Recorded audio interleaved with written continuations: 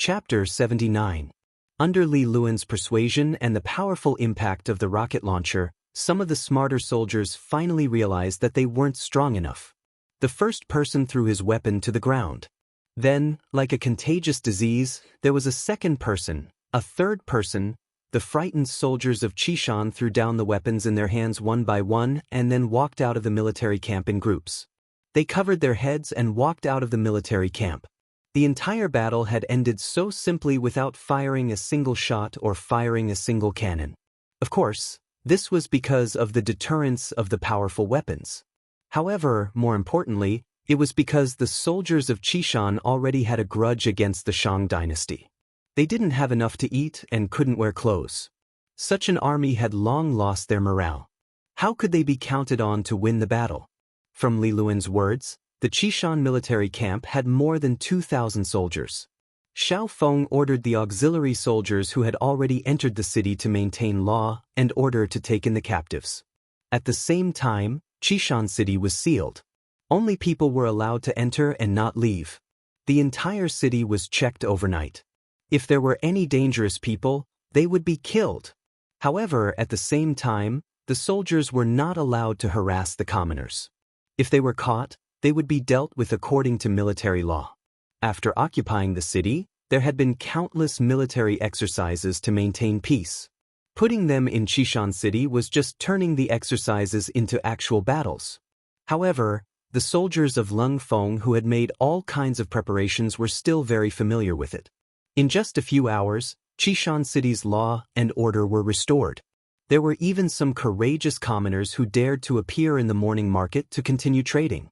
When the sun rose, a new 5-starred red flag was placed on the city walls of Qishan city. This meant that from this moment onwards, this place was under Yang Chendong's control. Get someone to inform Captain Gao Xiong of this news. Then pass it on to the 6th young master. At the same time, all platoon leaders and squad leaders will have a meeting to review the battle and point out their own shortcomings. Xiao Feng followed Yang Chendong's training and carried out his work with the mindset that there must be a conclusion after the battle. In conclusion, it was a method that could allow people to grow and become stronger quickly. Reality also proved that a big summary after a big battle and a small summary after a small battle could expose more potential problems and point out the correct direction to fight the next battle. In the palace hall, the officials had already arrived at the morning court. Because the emperor had not arrived yet, the officials gathered in 2s and 3s to chat. Lord Li, did you receive Yang Shima's gift yesterday? A voice that was not too abrupt came from the crowd. In fact, he was already used to such conversations before every morning court session. Lord Zhang, what kind of gift is that? Isn't it just toilet paper? Lord Li shook his head lightly, as if Lord Zhang was making a fuss over nothing. Hey, there are many ways to use that. If I'm not wrong, you definitely haven't used that thing. Lord Zhang said with a mysterious expression. Am I useless? Did you use it?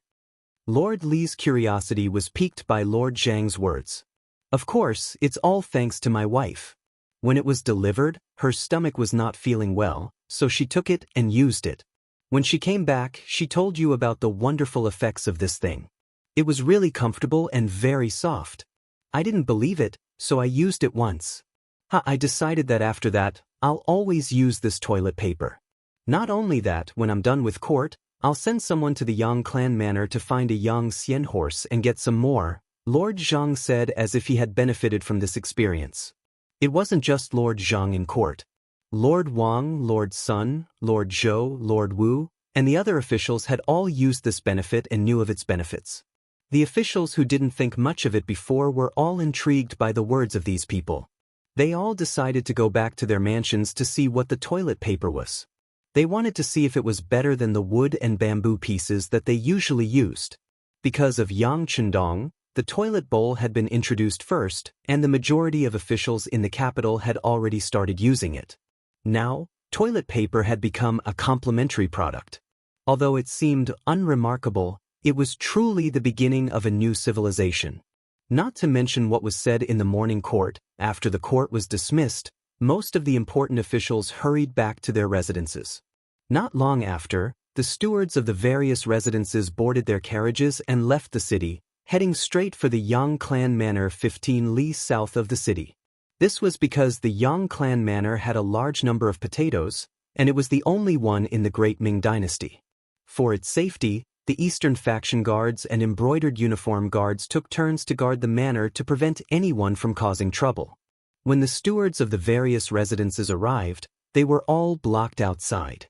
Left with no choice, they could only pass the visiting cards from their family to Steward Yang Neng and explain their intentions. Regarding this, the new steward Yang Neng had already received instructions from the 6th young master. He cupped his fists and said to the stewards who came forward to ask for toilet paper, "I'm sorry, everyone.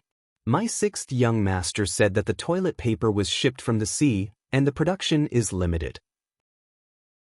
Previously, I took out the toilet paper because I thought that it would be better to share it with everyone, but now, I really don't have much left. If everyone really wants it, then wait until the Heavens Beyond trading firm opens for business and buy it there." Yang Ning had a smile on his face. As the saying goes, a slap doesn't hit a smiling face. Since he had already said so, what else could the stewards do? They could only hurriedly return to their residences. Since they didn't have any new goods for a while, they would have to use the toilet paper that was delivered yesterday sparingly. Other than the 1st young master and 1st madam, everyone else could forget about using it. Of course, there were also some officials who thought that Yang Chendong was too stingy. It was just some unremarkable toilet paper, and he wanted to set up a trading firm that they had never heard of to sell it. How much money could that thing be worth? Could he earn back the capital by opening a shop for it? These people's thoughts weren't wrong. After all, toilet paper wasn't something that could be put on the table. Moreover, it wasn't like they couldn't do without it. In the past, when there was no such thing, shouldn't everyone still do what they should do? For something like this, if it was sold at a high price, there probably wouldn't be many people who would buy it. However, if it was sold at a low price, they probably wouldn't even be able to earn back the rent for the shop. That was the normal way of thinking, but how could the people of this era guess what was going on in Yang Chendong's mind? If you said that toilet paper wasn't worth much, there was nothing wrong with that. However, Yang Chendong firmly believed that once people were used to it, they wouldn't be able to adapt to it if you asked them to use wood or bamboo. More importantly, he intended to use hunger marketing to sell it, which meant that he would sell it at a fixed amount a day. Based on the idea that the rarer something was, the more valuable it would be. Once the supply exceeded the demand, the price would naturally rise. When that time came, if other adults used toilet paper, would you still have the nerve to use bamboo? Even if the price was slightly higher, there would still be many people who would rush to buy it. The capital was not like any other place. There were many rich people here, and even more people with authority. Even if the price of toilet paper was a little more expensive, it was still completely acceptable. This would become one of Yang Chendong's tools for making money. Although he couldn't make a huge profit, he would win in the long run. Who residence? Little Qing was lying on a wooden bed with a painful expression. The 2 hits on her buttocks made her feel as if she was about to die. "Little Qing, how do you feel? Does it hurt?" With a face full of tears, Hu Yen at this moment made people truly understand what it meant to say that women were made of water. Ever since they returned to the courtyard last night and little Qing was beaten twice, she had been crying nonstop. Even after a night had passed, her tears still flowed out uncontrollably. She really didn't know where her tears came from. "Miss, don't cry. Your eyes are swollen. It's so ugly." Resisting the pain on her but, little Qing, who felt sorry for Hu Yen, squeezed out a smile and said, "The miss was the master, and the maid was the servant." In this hierarchical feudal society, little Qing still dared to make fun of her miss like this. It could be seen that the relationship between the two was really good to a certain extent. "I don't care. I don't care if it's ugly. I just want to cry. I want to cry for my father to see how hard he hit me."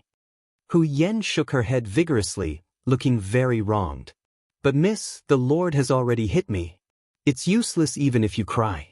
It's better to find some medicine for little Qing to apply to the wound." Little Qing shook her head helplessly. Her miss was really cute at this time, but her butt was really painful. Do I need to apply medicine? Little Qing, is it very painful? Don't worry, I'll go out and find medicine. Hu Yen also got up at this moment, then wiped the tears on the corner of her eyes with her sleeve, and then strode out of the room. Outside the Mrs. Courtyard, Hu Zhangning gave Hu Yen a confinement order, and Lieutenant Gao Sheng was guarding here. When she came out, she just saw Gao Sheng dressed in a brocade guard uniform, and Hu Yen was angry. She thought that it was this person who complained and caused her, Little Qing, and Lieutenant Sun Chuang to suffer. Mississippi, as soon as he saw Hu Yen come out, Gao Sheng straightened his chest and greeted her. Although he knew that what he did was arranged by the Lord, it was a fact that he had offended the miss. As soon as Hu Yen walked to the front of the courtyard, she deliberately pretended to be very angry and looked at Gao Sheng. But perhaps this gaze was too weak. Gao Sheng's expression did not change, and he still looked neither servile nor overbearing. Do you have injury medicine? Hu Yen, who wanted to be angry and ignore Gao Sheng, soon couldn't bear it. Thinking of Little Qing who was in pain in the room, she had to lower her head. Yes. Hearing that she was not going to question him, but wanted injury medicine, Gao Sheng immediately took out a porcelain bottle from his arms and handed it over. Use the amount of medicine to cover the wound 3 times a day. Chapter 80. Reaching out to take the porcelain bottle, Hu Yen angrily turned around and left without even saying a word of thanks. Gao Sheng seemed to be used to being treated like this. He just smiled and stood there again. At this time, a cough suddenly sounded behind him. He turned around vigilantly. After seeing the person, he hurriedly bowed respectfully and said, "Sir. Why did Miss look for you just now?" The person who came was Hu Zhangning. At this time, he had a constipated expression. After the morning court, he was called by his mother, Hu Yushi, to find a way to get some toilet paper. At this moment, Hu Zhangning was stumped. It turned out that after the Yang family sent the toilet paper yesterday, Hu Wangshi, who was in charge of the backyard, was going to put it in the family's warehouse. However, Hu Yen, who was rushing over, took it away. Then she used it and the effect was really good. She gave the rest of the things to her mother and grandmother, Hu Yushi. With the recommendation of her granddaughter, Hu Yushi had people verify the magical effect of this thing. Then, she sent the rest of the toilet paper to her relatives in the city. This was also the old lady's style of doing things. Perhaps because of her humble background, Hu Yushi had always valued her relatives very much. Once there was something good, she would immediately send it over. The toilet paper was the same. Except for a small packet, the rest were sent away. Hu Yen came back from the morning court and asked the old lady about the toilet paper. The old lady, who had no stock, had to give the task to her son. She also said that she wanted to get some more. There were still some relatives who had not shared it. In Hu Yushi's eyes, her son was the guardian of the genie guards. There was nothing that could be difficult for him. After Hu Zhangning received the task, he was not in a hurry. He sent the housekeeper of the house to the Yang family village 15 miles south of the city to ask for it. Unexpectedly, he returned empty-handed. According to the housekeeper, not only the Hu family, but many ministers in the court also sent their housekeepers, but they did not bring back a packet of toilet paper. Hu Zhangning, who had already promised his mother, was a little anxious. Thinking that the toilet paper was given to the old lady by his daughter, she should have some stock in her hands. He had to bite the bullet and come to the door. If it was in the past, Hu Zhangning guaranteed that his daughter would agree to such a thing. The relationship between father and daughter had always been very good. But this time, he had no confidence in his heart. He had just punished the other party yesterday, so he wasn't very confident in speaking up now. Even though he wasn't sure, Hu Zhangning, who had always been extremely filial, still decided to give it a try. He couldn't let his mother down. While Hu Zhangning was still thinking about what to say, Gao Sheng, who was standing in front of him, had already answered, "Sir, Miss asked me for injury medicine." Injury medicine? Was Little Qing seriously injured? It's just 2 military rods. Hu Zhangning said nonchalantly. When Gao Sheng heard this, he couldn't help but think in his heart. 2 strikes from the military rod might not be much to a soldier, but for Xiao Qing, who had tender skin and was greatly cared for by the young miss, that was already a very heavy punishment. He thought this in his heart, but he could not say it out loud. He could only say with a serious expression, "This is the first time that Maid Xiaoqing has been beaten by the military." In addition, these 2 beatings were not exaggerated at all. It is inevitable that she will be injured. What? Was there no water at all? I say, you are also right. She is a maid, not a thick-skinned soldier like you. How can she be treated equally? Hu Zhangning pretended to be very angry and reprimanded Gao Sheng. Then he said casually, "Okay, I will go in and take a look." He strode into the young Miss courtyard. Looking at Hu Zhangning's departing figure, Gao Sheng was stunned in place. How could he not be treated equally? If these 2 beatings were exaggerated and didn't hurt or itch, he was afraid that when he returned, he would be accused of favoritism. This job was really not easy to do. Hu Zhangning strode into Hu Yan's courtyard. Before he even entered, he called out loudly, "Is Yen here? Father is coming in." As soon as he shouted, Hu Yan, whose face was still filled with anger, had already walked out of the main door. "Of course your daughter is here. Where can a grounded person go?" "Ha!" Hu Zhangning smiled awkwardly when he heard the obvious hidden meaning in her words. Then he stretched his neck and glanced into the room. "Is your maid Xiaoqing all right?" "All right? She won't die for the time being." Hu Yan's answer was still cold. This time, she was really disappointed in her father. It was true that she had done something wrong, and she deserved to be grounded. However, he shouldn't have hit little Qing so hard. There was a lot of blood on her butt. She cried for the whole night and was still in a trance at this time. As soon as he heard the words, "won't die," Hu Zhangning knew that his daughter was still angry with him. But as a father, how could he simply apologize? Thinking that if he continued, there might be more sarcastic remarks waiting for him, he simply did not ask any more. Instead, he asked straightforwardly, "Yen, father wants to ask you, do you still have the toilet paper that the Yang family sent yesterday?" If it were any other time, Hu Yan would definitely ask why, but now she was angry and turned around to leave without thinking. After a while, when she came back, she put a small packet of untouched toilet paper into Hu Zhangning's hand. "Don't tell me there's only this much?" Looking at the packet in his hand, Hu Zhangning felt that things were going to be bad. Daughter kept a total of 2 small packets and gave the rest to mother and grandmother. "What? Father, are you going to take that half packet too?" Hu Yan was really angry at this time. She thought that this was simply her father taking revenge on her.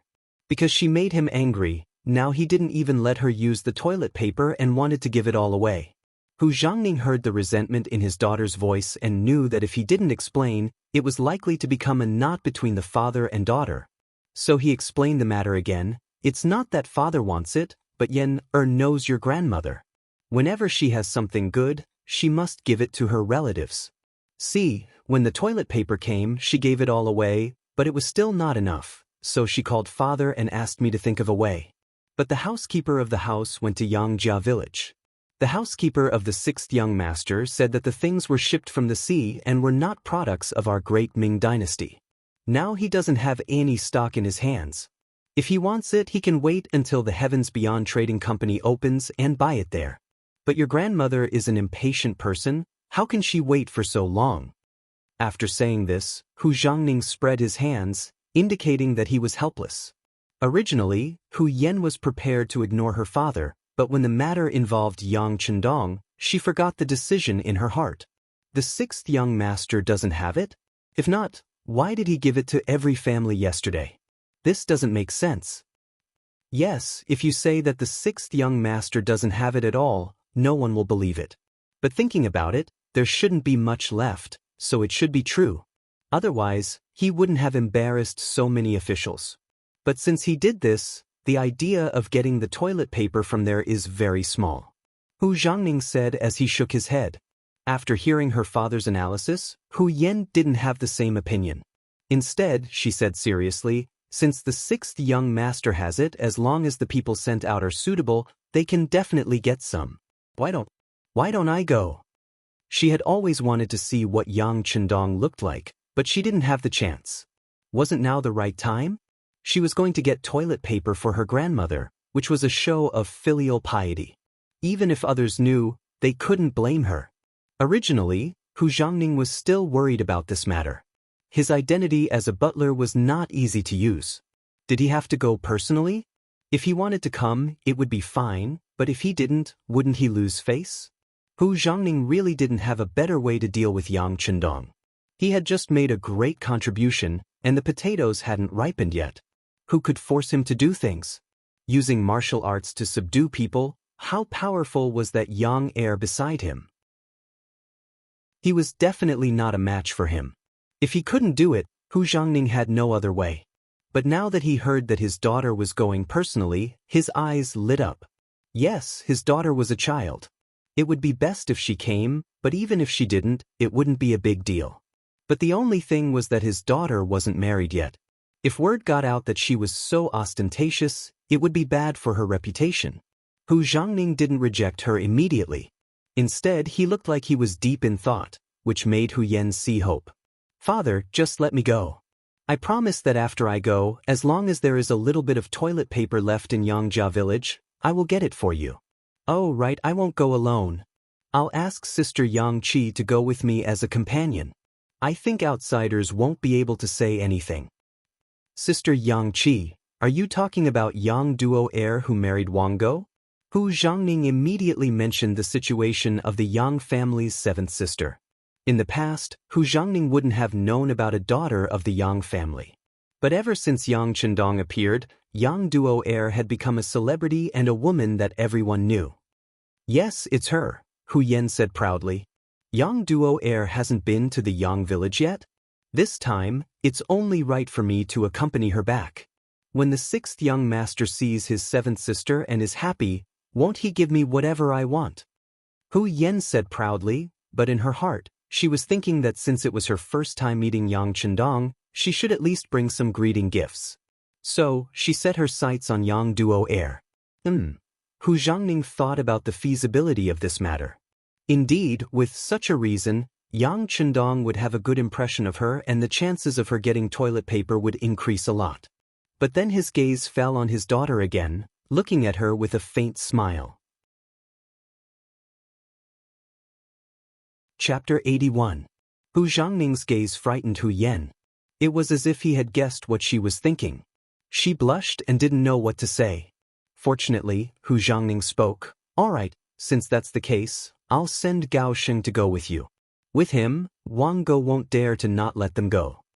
With Hu Zhangning's support, Hu Yen believed that she could bring Yang Duo to the Yang village. She was overjoyed and said, "Father is the best." Father has always been the best person. But remember, you must bring back toilet paper this time. Don't be so happy that you forget about the important matter." Hu Zhangning decided to remind his daughter.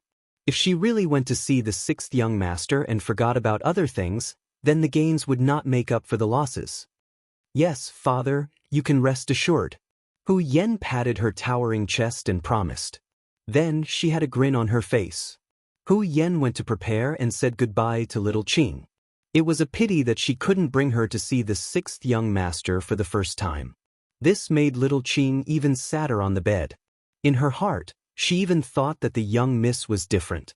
Hu Zhangning called Gao Sheng over and told him to cooperate with the young Mississippi. Then he thought to himself, a grown girl can't be kept at home.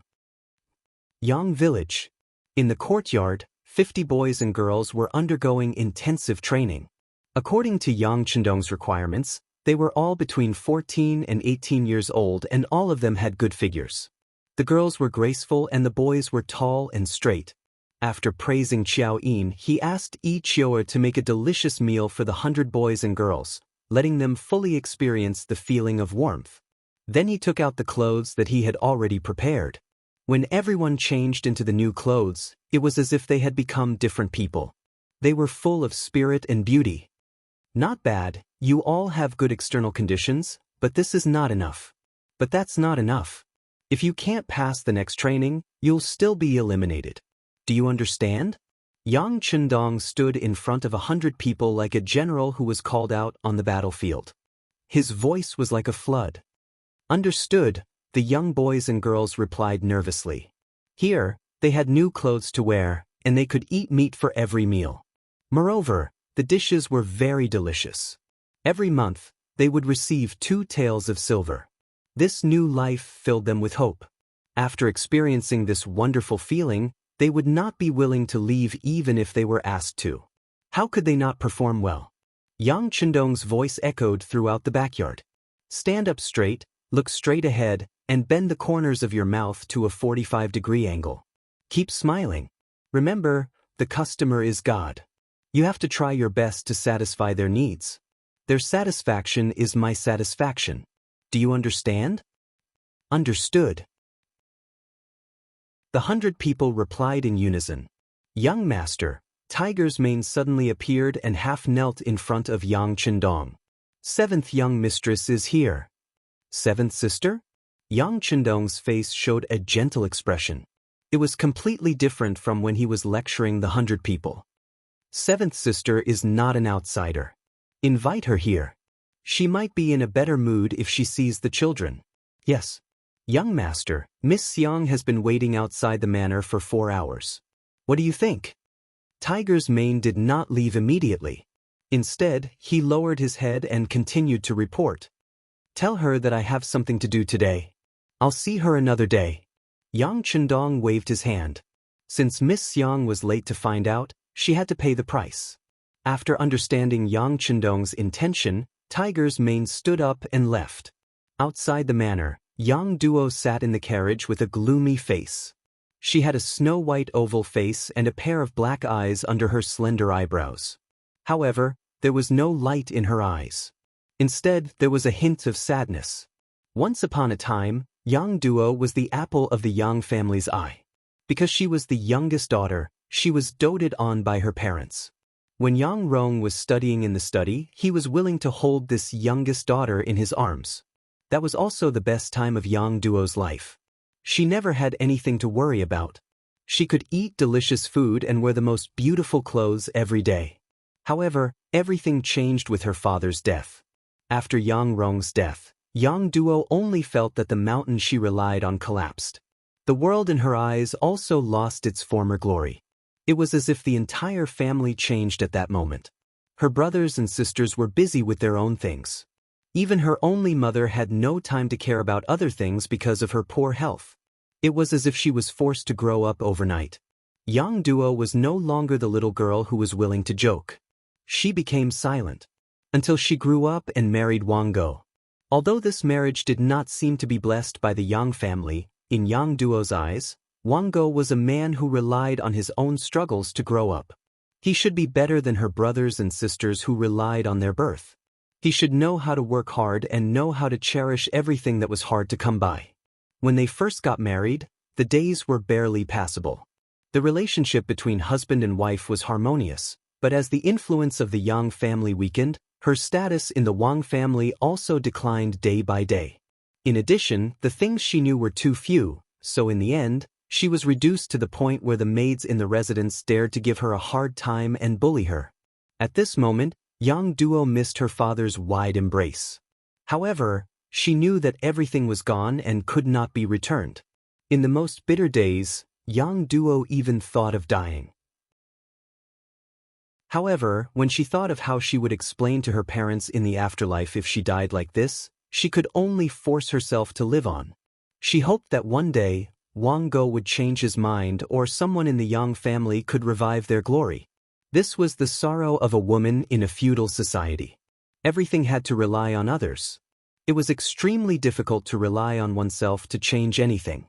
Fortunately, a life that should have been hopeless had a comprehensive change because of Yang Dong's unexpected arrival. That morning, the moment Yang Chendong kicked open the Wang family's door, Yang Duo's fate also changed. Her husband and mother-in-law being beaten made them start to face themselves again. At least in these few days, she slowly felt that her dignity was respected again. Although this respect was only on the surface, Yang Duo was still full of hope in her heart. Today, Hu Yan's sudden appearance, accompanied by the captain of the brocade guard, was to invite her back to the Yang family manor. In this regard, Wang Go did not dare to have the slightest objection. He even forced out a smile and said that if she wanted, she could stay at her maternal home for a few more days. Feeling that Wang Go was not concerned but afraid, Yang Duo's heart was filled with mixed feelings. What made her even more afraid was how to face her seventh brother. The person who would only follow behind her when they were young and whom she despised had finally grown up. Not only that, he seemed to be even more outstanding than her brothers. When she thought of the heroic aura that her sixth brother exuded when he kicked open the Wang family's door that morning, Yang Duo blushed with shame and did not dare to meet him. This was also why after a few days, she still did not come to the Yang family manor to take a look. In the carriage, Yang Duo was very nervous, which made Hu Yen, who should have been nervous, relax a lot. She began to comfort Yang Duo. Sister Duo the sixth young master is your brother and is so nervous about you. What are you afraid of? Listen to your younger sister. When you see him, you should reprimand him first to suppress his imposing manner. Hu Yen thought of Yang Chendong being scolded and not daring to talk back, and couldn't help but giggle. Scold sixth brother? But also, what should I scold him for? Yang Duo's face was filled with confusion. Clearly, she did not understand what Hu Yen meant. Hu Yen put her finger to her mouth and rolled her eyes. Suddenly, she said in surprise, scold him for beating your husband and mother-in-law. Let him give you an explanation. In short, you have to shock him first and let him know how powerful you are. Hu Yan's idea made Yang Duo shake her head and say, I'm not powerful. Otherwise, I wouldn't have suffered such a big loss in the Wang family. Forget it, I'd better not scold sixth brother. He beat the imperial court officials for me. He took a great risk. Hu Yen slowly closed her mouth. She knew that it was impossible to see Yang Chendong suffer. Seventh young lady, the young master invites you in. Outside, Hu Meng arrived in front of the carriage. He signaled Yang Lu with his eyes, and Yang Lu replaced the original coachman. Gao Sheng was also sent far away.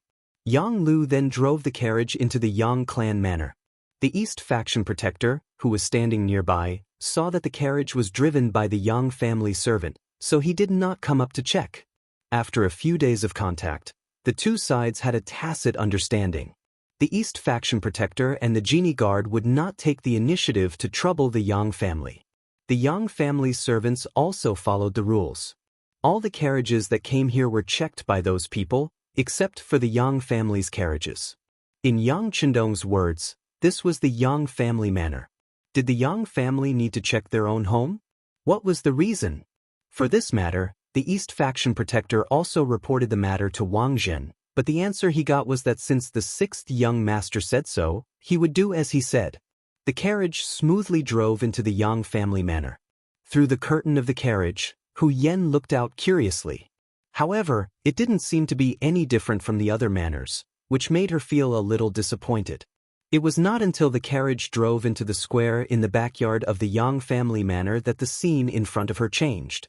She saw 100 boys and girls wearing clothes that she had never seen before standing under the scorching sun, motionless. God! The clothes they wear are so beautiful. Hu Yan's gaze was deeply attracted by the scene in front of her as she spoke like a love-struck fool. Chapter 82.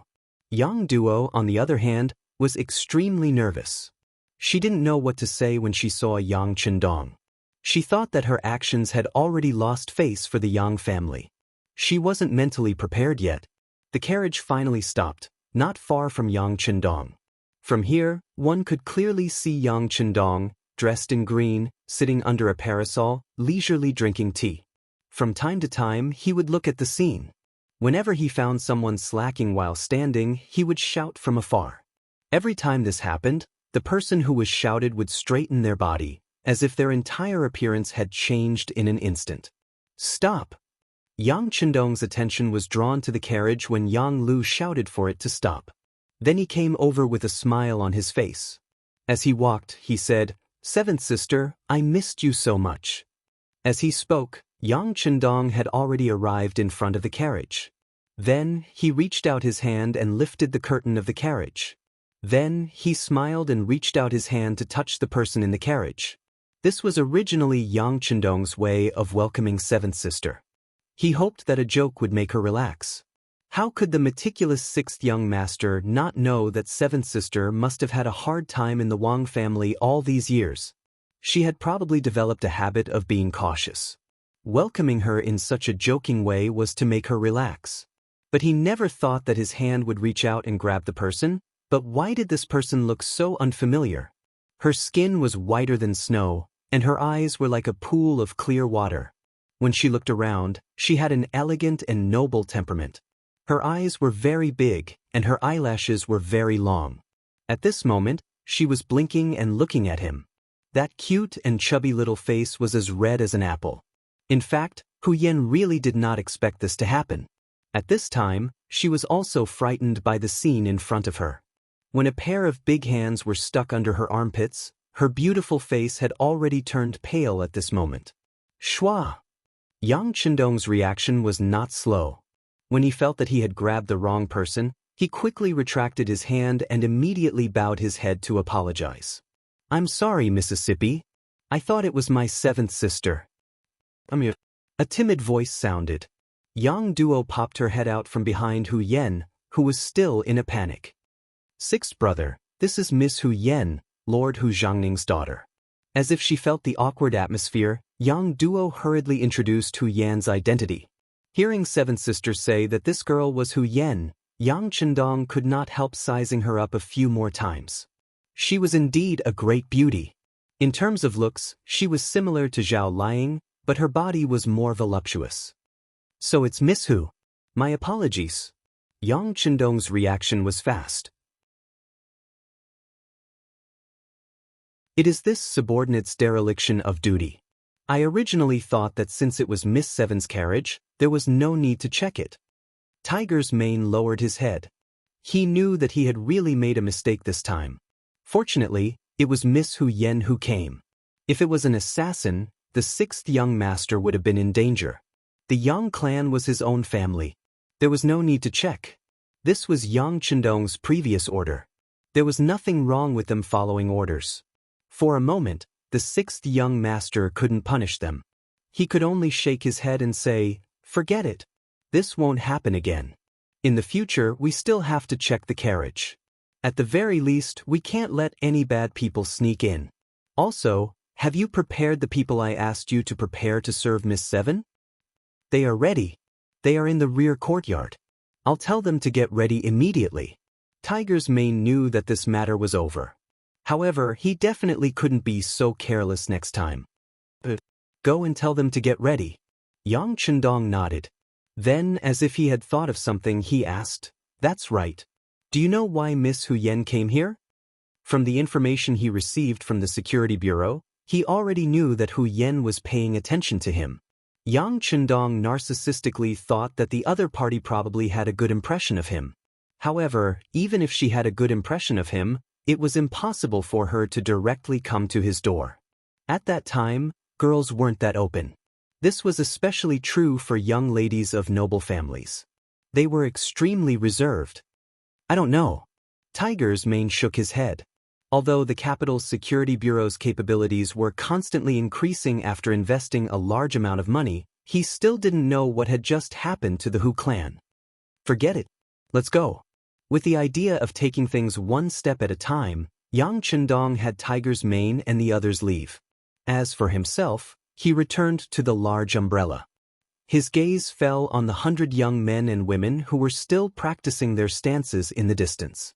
In the fitting room in the backyard, Qiao Yin and the other two women were currently seriously choosing the most suitable qipao for them.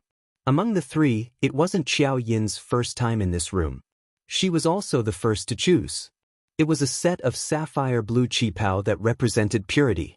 When paired with her petite face, it appeared very cute. Yang Duo chose a yellow qipao with golden edges. She was tall to begin with, so wearing it on her slim body made her look even more elegant. Hu Yan took the longest time to choose. In her eyes, it seemed that every one of them was very beautiful.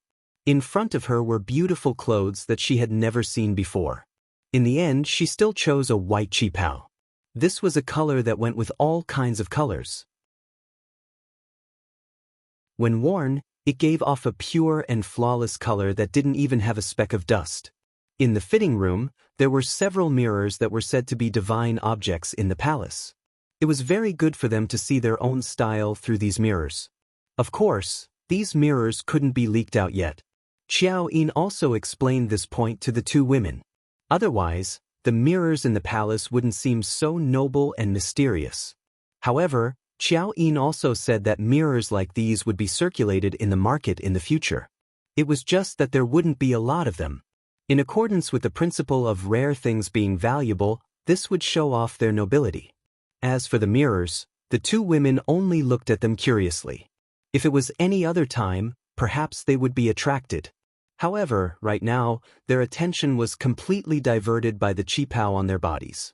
Right now, they were looking at themselves as if they had just met each other. In their minds, they never thought that one day they would be so beautiful. To say something narcissistic, at this moment, even they were attracted to themselves. All right. Seeing Hu Yen and Yang Duo spin in front of the mirrors who knew how many times, Xiao Yin smiled like a flower and said, "The ugly daughter-in-law will have to see her parents-in-law sooner or later. Let's let the young master take a look and let him give his opinion." The young master said that women wear beautiful clothes for others to see. As a man, his opinion will be more pertinent. Therefore, they have more authority and qualifications to judge. These words caused Hu Yen to immediately cover her mouth and chuckle. The Dong Shui is really something. He clearly wants to take advantage of others, yet he still makes the reason sound so dignified. Could it be that Miss who is afraid of letting the young master see your current appearance? As a woman, Xiao Yin had long felt that Hu Yen looked at the young master differently. However, she was already prepared to share the young master with others. Furthermore, with her status, she would be very happy if she could be a bed-warming maid in the future. Naturally, she didn't have the authority to be jealous of others. Chapter 83. Why would I be scared? Let's see then. Hu Yen seemed to be throwing a tantrum as she spoke, but she was probably the only one who knew what she was really thinking. She really wanted to see what kind of expression Yang Chendong would have when he saw her in this white qipao. In the backyard, the 100 young men and women had already switched to walking. A paper bowl was placed on top of each of their heads. In Yang Chendong's words, they had to keep the upper half of their bodies steady while walking. They absolutely couldn't allow their paper bowls to fall. If they did, they would be punished with standing for an extra hour and no meat for dinner. It wasn't a heavy punishment, but none of the 100 future employees of the immortal abode wanted to be punished. They didn't know if they would be disqualified if they were punished too many times. If that was the case, they would have to return to their old lives. They could only eat 2 meals a day, and they weren't even full. Here, they could eat 3 meals a day, and there was meat for every meal. They had new clothes to wear, and they even had a monthly salary. Originally, Yang Chendong was staring at the crowd and pointing out their mistakes. However, when 3 graceful figures suddenly appeared in his peripheral vision, Yang Chendong was completely unable to remain calm. In his line of sight, the 3 beauties were like fairies descending to the mortal world as they walked towards him one by one. This caused his heartbeat to accelerate, and his face began to heat up. Even his gaze became infatuated. Seeing Yang Chendong's dazed expression, the 3 girls couldn't help but feel amused. In the end, it was Xiao Yin, who was the closest to him, who slowly walked up and whispered into his ear, "Young master, you're almost drooling." But Yang Chendong, who had lost his composure, hurriedly raised his hand to wipe his mouth. However, how could he wipe anything? Only then did he realize that Xiao Yin was teasing him. He couldn't help but awkwardly say, "You're being naughty again." When she saw that Yang Chendong really was wiping his mouth, Xiao Yin skipped away with a smile. This scene also caused Yang Duo and Hu Yen to cover their mouths and laugh. "You actually dare to laugh at this young master? In order to punish you all, someone come and serve me with a brush." Yang Chendong saw that the 3 women were so beautiful, and each of them had an extraordinary temperament. It really felt like 100 flowers were blooming, and he had the idea of painting them as a memento. After Yang Chendong shouted, Tiger's mane had already turned around and disappeared. When he reappeared, he was holding a wooden frame in his hands. That was the so-called easel that the sixth young master had requested. Does Yang Chendong know how to draw? Naturally, the answer was yes. As an outstanding member of the Wolf's Fong External Operations team, drawing was a skill that must be mastered. Among them, he was best at sketching. The so-called easel was prepared according to the standard of sketching. When the easel was placed there, Yang Chendong took out a hard pencil from the warehouse and had Xiao Yin stand in front of him. Then he began to draw. After a few strokes, a rough outline appeared on the paper. This was the first time Xiao Yin had seen the young master draw. Out of absolute trust, she stood there without moving. On the other hand, Yang Duo and Hu Yen, who had nothing to do for the time being, came up to join in on the fun. When the two arrived in front of the easel and looked down, their originally playful expressions immediately turned into incomparable astonishment. With just a few strokes, an undulating and curving line was outlined. After the shape, structure, characteristics, rhythm, and charm were displayed one by one, Xiao Yin seemed to come alive on the paper. What kind of drawing technique is this? Yang Duo and Xiao Yin both had extremely astonished expressions. They were both daughters of noble families and were all descendants of famous families. They understood drawing techniques and were even quite good at it. It was because of this that they were even more astonished by the ability that Yang Chendong displayed. I call it sketching. Yang Chendong raised his head slightly and gave the two girls a charming smile. Then he continued to draw and complete the rest of his work. From start to finish, it took only half the time it took to drink a cup of tea. The sketch was completed and Xiao Yin was vividly engraved on the paper. Yang Chendong stopped and nodded. Not bad. You didn't lose your skill. That's it. So beautiful. The two women saw that the painting had been completed in such a short period of time. Moreover, the painting was so accurate that Xiao Yin's most beautiful side was fully displayed. Aside from the lack of color, everything else that should be displayed was displayed. This caused them to make a fuss over nothing. Yang Chendong had heard a lot of compliments recently, so he didn't have much of a reaction. He just smiled at the two and asked, "Which one of you will go first? We can be drawn too?" Hu Yen pointed her slender finger at herself in surprise. Originally, she thought that Yang Chendong could draw Xiao Yin so quickly because they understood each other. That was why he could draw so skillfully. However, this was the first time they had met. Of course, if you refuse, I won't force you. Yang Chendong showed a sincere smile again. He didn't want to force people to do things. But I won't refuse. Then draw me first. When Hu Yen heard that she could also receive such treatment, she was instantly overjoyed. Then, she walked to where Xiao Yin was standing and stood with her chest puffed out. Don't be so stiff. Act more naturally.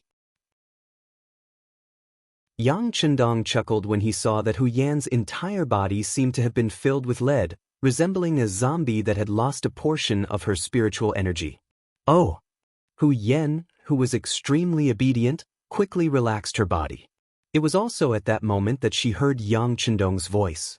Very good. That's it. Don't move. It'll be done soon.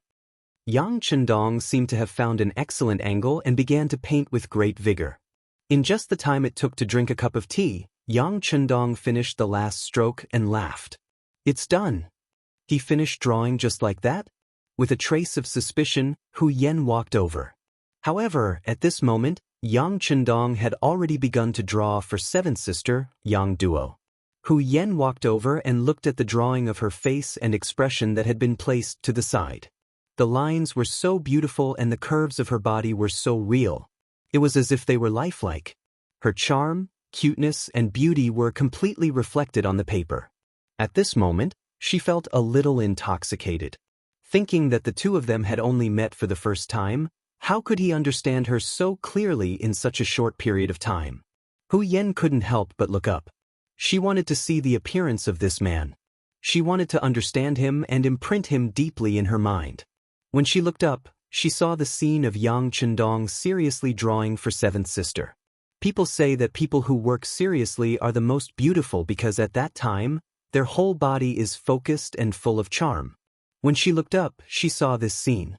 The corners of his mouth slightly curled up, the confident light in his eyes, and the fact that he was able to write as fast as lightning while remaining calm as usual, coupled with his resolute face and bright eyes, all of these attracted Hu Yen. At this moment, she felt as if there was a little rabbit in her arms that was jumping wildly. Done. With a wave of his hand, Yang Chendong, who finished the last stroke, laughed and said that it was done.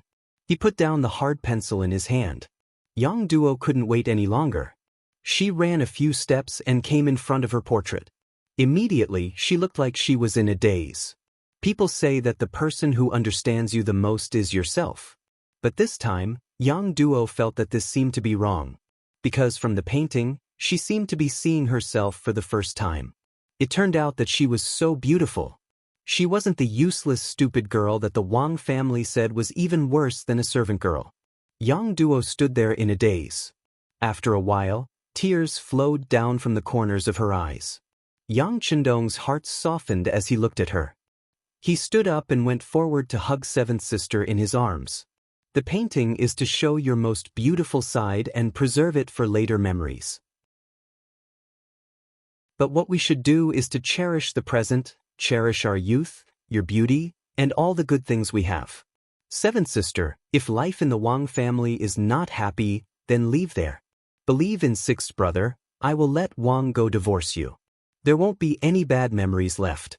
It was the most basic common sense to persuade people to reconcile and not to divorce. But now, Yang Chendong was indeed persuading his seventh sister to leave her husband's family. In modern terms, it was divorce. But when Hu Yen and Xiao Yin heard this, they felt that the sixth young master was right. It wasn't abrupt at all, and it wasn't annoying at all. Seventh sister in his arms was clearly moved, but in the end, she clenched her teeth and shook her head. Sixth brother, I still want to try. Can you give me a bit more time? Yes, seventh sister will make the decision. Sixth brother just wants to tell you that no matter when, no matter what decision you make, sixth brother will support you unconditionally. Because in sixth brother's eyes, seventh sister will always be the best and most beautiful girl. As for the others, they can think whatever they want and see whatever they want. Even if Butcher Zhang dies, I won't eat that pig with hair. The originally very warm scene was indeed because of Yang Chendong's last proverb that broke the mood. For a moment, the three women all laughed out loud, and the atmosphere at the scene also became a lot more harmonious because of this sentence. The three girls each held the painting with their own picture in their hands. They loved it so much that if anyone wanted to snatch it from them, there would be a fierce struggle. Next, with the company of the three goddess-like women, Yang Chendong felt that life was extremely comfortable.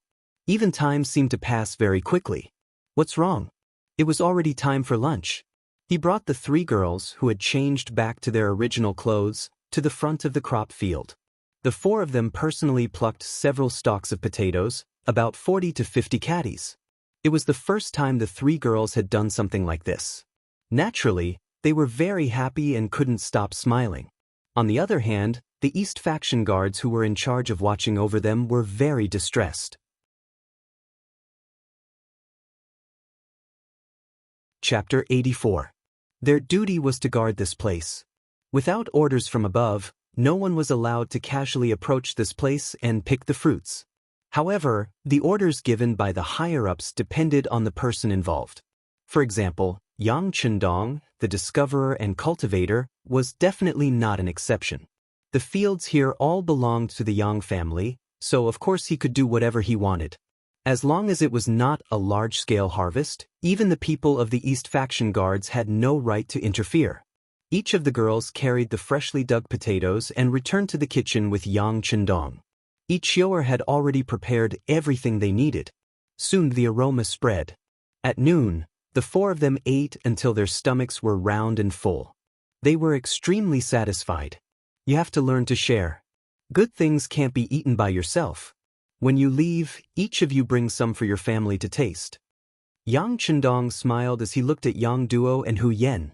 Seeing how they looked as if their bellies were about to burst, he couldn't help but stretch out his right hand and lightly scratch the tips of their noses. This was originally Yang Chendong's habitual action. In the past, he often played like this with Xiao Yin.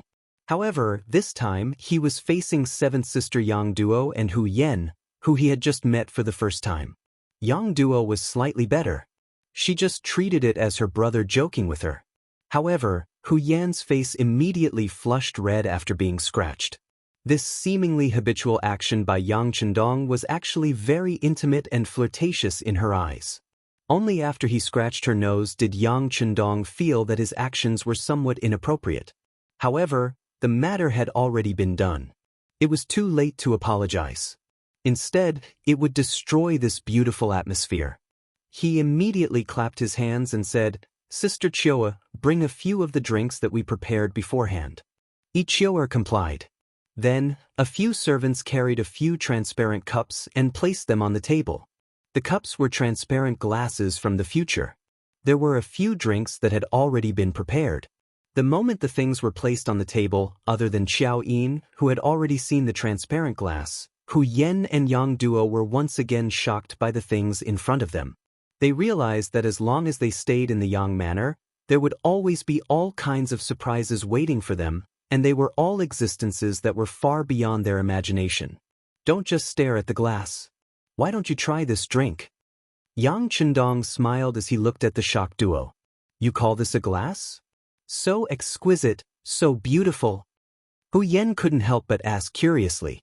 Yes, this is called a glass cup. It's an improved product of colored glass. It's more transparent and gives people a clearer feeling. As Yang Chendong explained, he picked up the glass in front of him and took a sip. Try it. The drinks inside are the real delicacies. I guarantee that none of you have tasted it before. Of course, no one had tasted it before. No matter if it was the apple juice, orange juice, peach juice, milk tea, or fruit tea placed in front of them, none of them had ever seen or heard of them before, let alone tasted them. The three women imitated Yang Chendong and began to taste it. They couldn't stop once they tasted it. In the end, they drank until their bellies were round and full. At this moment, they were a bit regretful. If they had known earlier, they wouldn't have eaten so much at lunch. Now that there was delicious food in front of them, they could only look and not drink. It was too much of a pity. The three women ate and drank their fill. It was already the middle of the afternoon. Only then did they feel that time had passed too quickly. Thinking that they were ready to go home, Yang Duo and Hu Yan's faces revealed expressions of reluctance. Seeing the two's intentions, Yang Chendong said to Yang Duo, "Seventh sister, this is your maiden home. If you don't want to go back, just stay here." This was something that Yang Chendong could only say to Yang Duo, but he couldn't do anything about Hu Yan. If he were to ask her to stay, he would definitely be treated as a lecher. He was afraid that when night fell, Hu Zhangning would kill him with a knife. "Thank you, sixth brother. Seventh sister, I still have to go back. No matter what, I am still a member of the Wang clan." Yang Duo shook her head and rejected Yang Chendong's good intentions. However, from her words, it could be heard that she was somewhat moved by the sixth young master's suggestion. That's right. Instead of wasting her youth and beauty on Wang Go who didn't know how to cherish himself, why not learn to be herself? Were other people's opinions really that important? Knowing that seventh sister wanted to be strong, before she made a decision, she had to do her own part. Yang Chendong couldn't persuade her anymore. However, he was not completely unprepared. He clapped his hands 3 times in the air, and then 10 young girls dressed like maids came in from outside. Looking at the 10 girls walking over, Yang Duo and Hu Yan were stunned. Even Xiao Yin, who didn't understand, looked at Yang Chendong with a puzzled expression. She didn't understand what the young master wanted to do. "The 10 of you, listen up. In the future, my seventh sister, Yang Duo, will be your master. You have to serve her with all your heart. Every month, this young master will give you 2 taels of silver as a monthly allowance. During festivals, your family will also receive some rice, noodles, and meat. In short, you will not be treated unfairly. However, if I hear that seventh sister has suffered any grievances in the Wang family in the future, then each and every one of you will be punished. Do you understand?" After the 10 people stood in place, Yang Chendong's cold voice suddenly rang out. Yang Chendong, who was like a completely different person from before, unconsciously emitted the aura of a superior person, causing Hu Yan, who was watching from the side, to be a little dazed. How could this person change so quickly? Just now, he was like the sun hanging high in the sky, which could melt people. At this moment, he was like the cold wind of winter, making people feel a chill go straight to the bottom of their hearts. We understand. The 10 girls all bowed and replied in unison. Only then did the chill on Yang Chendong's body disappear. He then looked at the stunned young duo and said, "Seventh sister, this is what sixth brother prepared for you. They will be by your side in the future. If you need anything, just call them. Sixth brother will settle all the expenses with them. Don't worry." With Yang Chendong's current financial resources, how many people couldn't be supported by him? It was just giving seventh sister 10 maids, it wasn't worth mentioning. As for Yang Duo, when she saw the 10 maids, she couldn't help but cry. When she married into the Wang family, there was a maid by her side. Unfortunately, after a serious illness, the maid couldn't survive and died. Only she was left alone. When she was bullied, she could only silently endure it in her heart. Ever since sixth brother appeared, everything had changed. The Wang family no longer dared to scold and beat her like before. Not only that, there were now 10 more maids. This was equivalent to raising her status all of a sudden. As such, she no longer had to worry about others giving her a hard time. This time, she truly felt the warmth of a family. "Sixth brother, thank you." She stretched out her hand and tightly patted Yang Chendong's big hand. Seventh sister, you are my biological sister. Doing anything for you is what I should do. Alright, when you leave in the future, bring some things back. With these 10 maids, 1,000 taels a month won't be enough. I'll give you double. 2,000 taels shouldn't be a problem. When the time comes, don't have the money to reward them. That would be too embarrassing. Also, prepare some food and clothes. If you are in a bad mood, don't eat with the Yang family and just cook for yourself. But there is one thing, you must not tell the other sisters. Otherwise, they will say that sixth brother favors one and discriminates against the other. When he said the last sentence, Yang Chendong had a bitter expression, as if he had suffered a great grievance. Yang Duo, who was originally very touched, was about to cry again. However, when she heard that she couldn't tell the other older sisters, she immediately pursed her lips and smiled. At that moment, she really looked back and smiled charmingly, making the 6 palaces pale in comparison. However, after laughing, Yang Duo still shook her head. "You'll be paying for these maids' expenses." "Seventh sister, why would I need so much money? 1,000 taels a month is more than enough to spend." Yang Duo wanted to refuse, but unexpectedly, Qiao Yin spoke up. "Seventh young lady, this is a small token of appreciation from the young master. You should accept it." Qiao Yin's identity was only Yang Chendong's personal maid.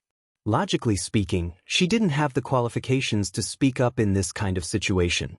But everyone could see that the 6th young master's attitude towards her was very unusual. If things didn't go well, she might become a concubine in the future. This was equivalent to marrying into the Yang family and becoming half a Yang family member. Who would look down on her then? Right. 7th sister only needs to accept this from 6th brother. Save up the excess and use it as a dowry in the future. Yang Chendong chuckled. But when he said this, Yang Duo's face turned even redder. She even buried her head deeply. After dealing with Yang Duo's matter, Yang Chendong looked at Hu Yen. "Miss Hu, thank you for accompanying my 7th sister this time to relax. In order to express my gratitude, I have prepared some things. I'll have to trouble you to bring them along when you leave." Yang Chendong didn't say what it was, and Hu Yen was smart enough not to ask. It was as if everything was in tacit agreement. An hour later, the 3 carriages slowly left the gates of the Yang village. There were 2 more carriages than when they came. Not only that, there were 5 maids standing beside each carriage. These were all going to follow Yang Duo back to the Wang family. It could be imagined that when these people arrived at the Wang family, Wang Go and that unreasonable mother, Lady Yen, would be shocked. Not to mention how Yang Duo was after returning to the Wang family. After Hu Yen entered the city, she separated from Yang Duo. Behind the carriage she was in, there was another carriage following. The coachman was Yang Lu.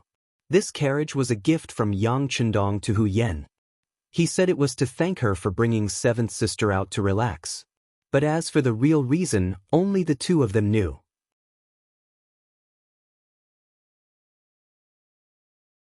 Chapter 85. Hu Yan, who was sitting in the carriage, had a look of joy on her face. She even thought shyly that this wouldn't be the engagement gift from Dong Shuai, right? But she just didn't know what was inside. Was there the toilet paper that she promised her father? She was excited and worried all the way. When she arrived at the gate of the Hu mansion, Lieutenant Gao, who followed her, immediately asked the gatekeeper to find someone to unload the things. After the bags were unloaded, Yang Lu drove the carriage back, leaving behind Hu Zhangning, who had heard the news and rushed over with a look of surprise. Yan, what are these things? Don't tell me it's all toilet paper? Hu Zhangning asked in confusion. Father can see for himself. Daughter is tired and wants to go back to rest. She was holding a small package, which contained her white cheongsam and the sketch. In her opinion, these were the most important things. But after answering this sentence, Hu Yan didn't care what Yang Chendong gave her. She turned and left, leaving Hu Zhangning with a puzzled look. He had to let people carry the things into the courtyard first, and then look at them one by one. Needless to say, there must be toilet paper in the gift, and there was a lot of it. In the morning, the housekeeper of the Hu mansion and the housekeepers of the other ministers went to Yang village to ask for toilet paper, but to no avail. Then Hu Yan appeared. Presumably, they were more or less related, so this thing naturally couldn't be left out. Not only that, but there were also other good things sent, such as toothpaste, toothbrush, soap, cosmetics, and so on. There were also food, such as freshly dug potatoes and boxes of canned fish. There were all kinds of flavors in the canned fish. With the geographical location of Chichen City, fishing was not a problem at all. As long as this thing was sealed well and the taste was unique, there would naturally be no problems. The things were opened one by one, and Hu Zhangning sighed. This Yang Shima was really generous. Of course, what made him the happiest was that these were all obtained by Hu Yan. Did that mean that this kid also took a fancy to his daughter? Whether it was a match in terms of social status or talent, it seemed that the marriage between the two families was more suitable. 100 Flowers Hall. Yesterday, after the two songs were played, the reputation of this place went up a notch. Tonight, there were even more people coming, which made the head procuress, Mu Lily, smile all night long. It was a pity that there were too few tables in 100 Flowers Hall, and the place was not big enough. Otherwise, she would be able to earn more money. Just like before, the moment the two songs were played, everyone on the stage cheered. At the same time, voices urging them to stay rose and fell, as if they wanted to flip the roof of 100 Flowers Hall over. However, Madame Shui paid no attention to this and continued to walk down the platform. There were a total of 2 new songs. If she sang them over and over again, she was afraid that sooner or later, she would get tired of listening to them. This was not what she wanted. Madame Shui walked down the platform. Many people in the crowd disagreed with her. They all shouted to express their dissatisfaction. However, among the crowd, there was a man dressed in a brocade robe. He had a pointy mouth and cheeks that resembled a monkey's cheeks.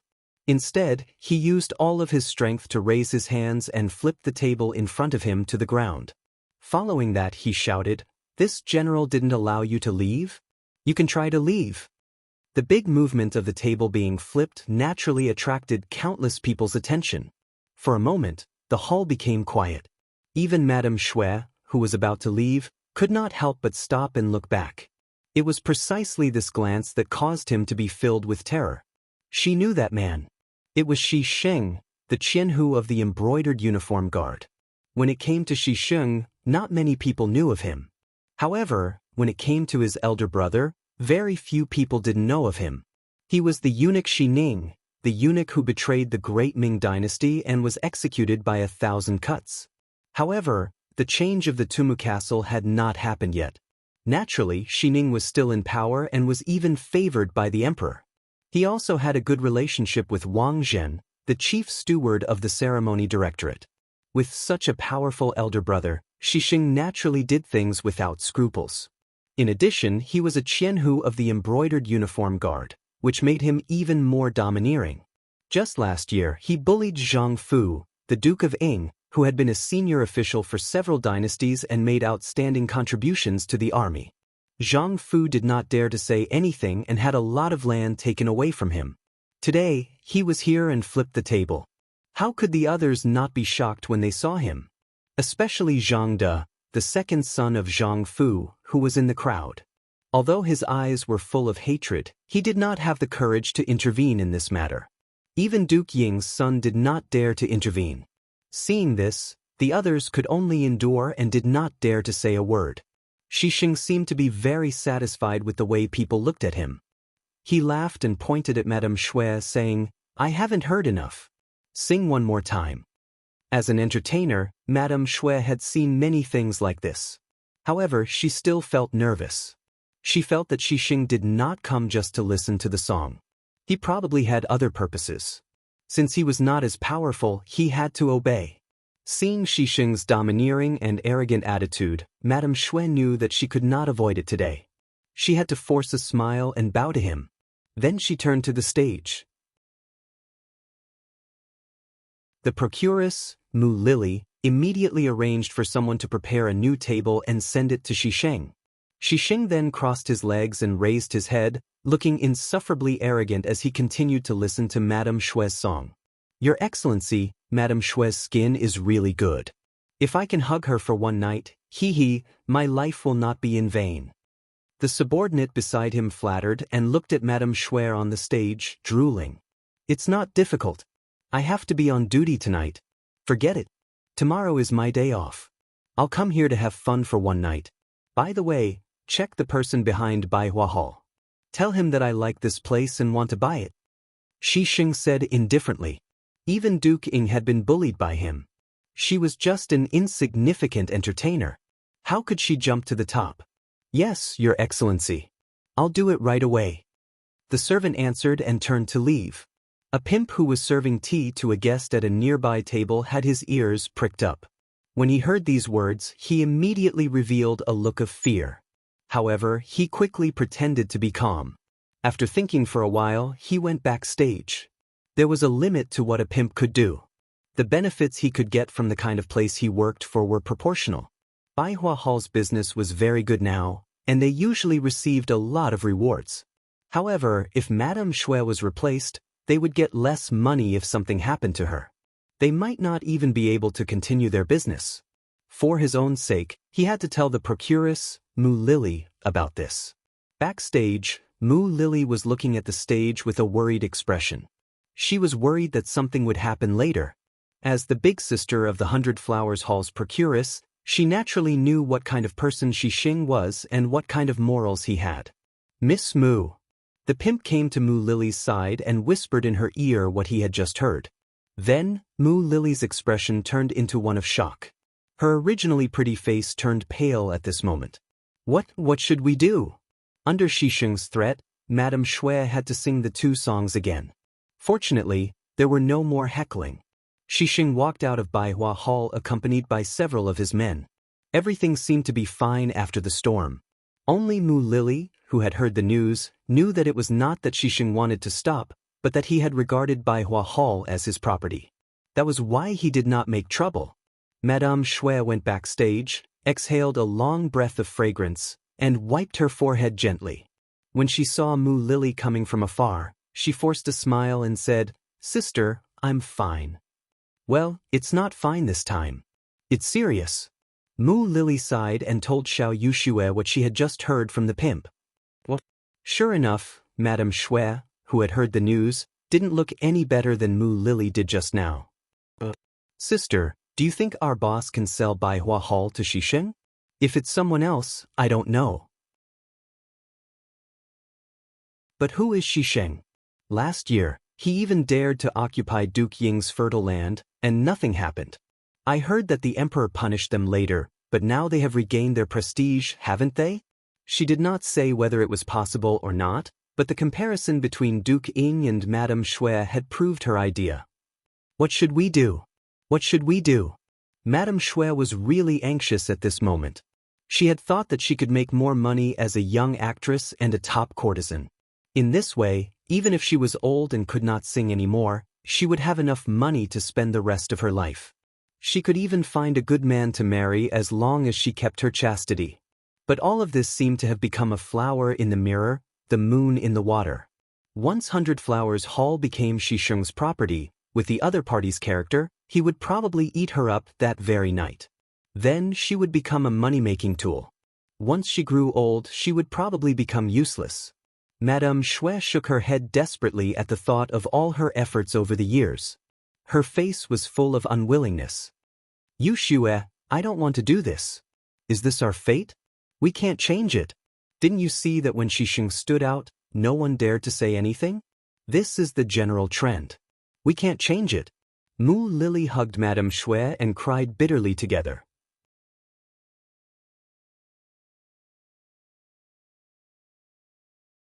Chapter 86.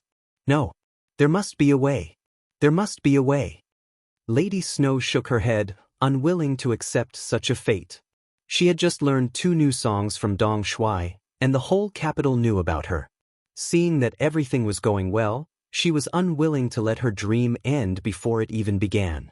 Yes, Dong Shui. For some reason, Yang Chendong's handsome and confident face flashed through Lady Snow's mind. The capital in the 9th month was not as hot as it was during the day at night, and when the cold wind blew, one would feel a chill. Outside the Yang village, Yang Chendong had washed up and was about to go to bed.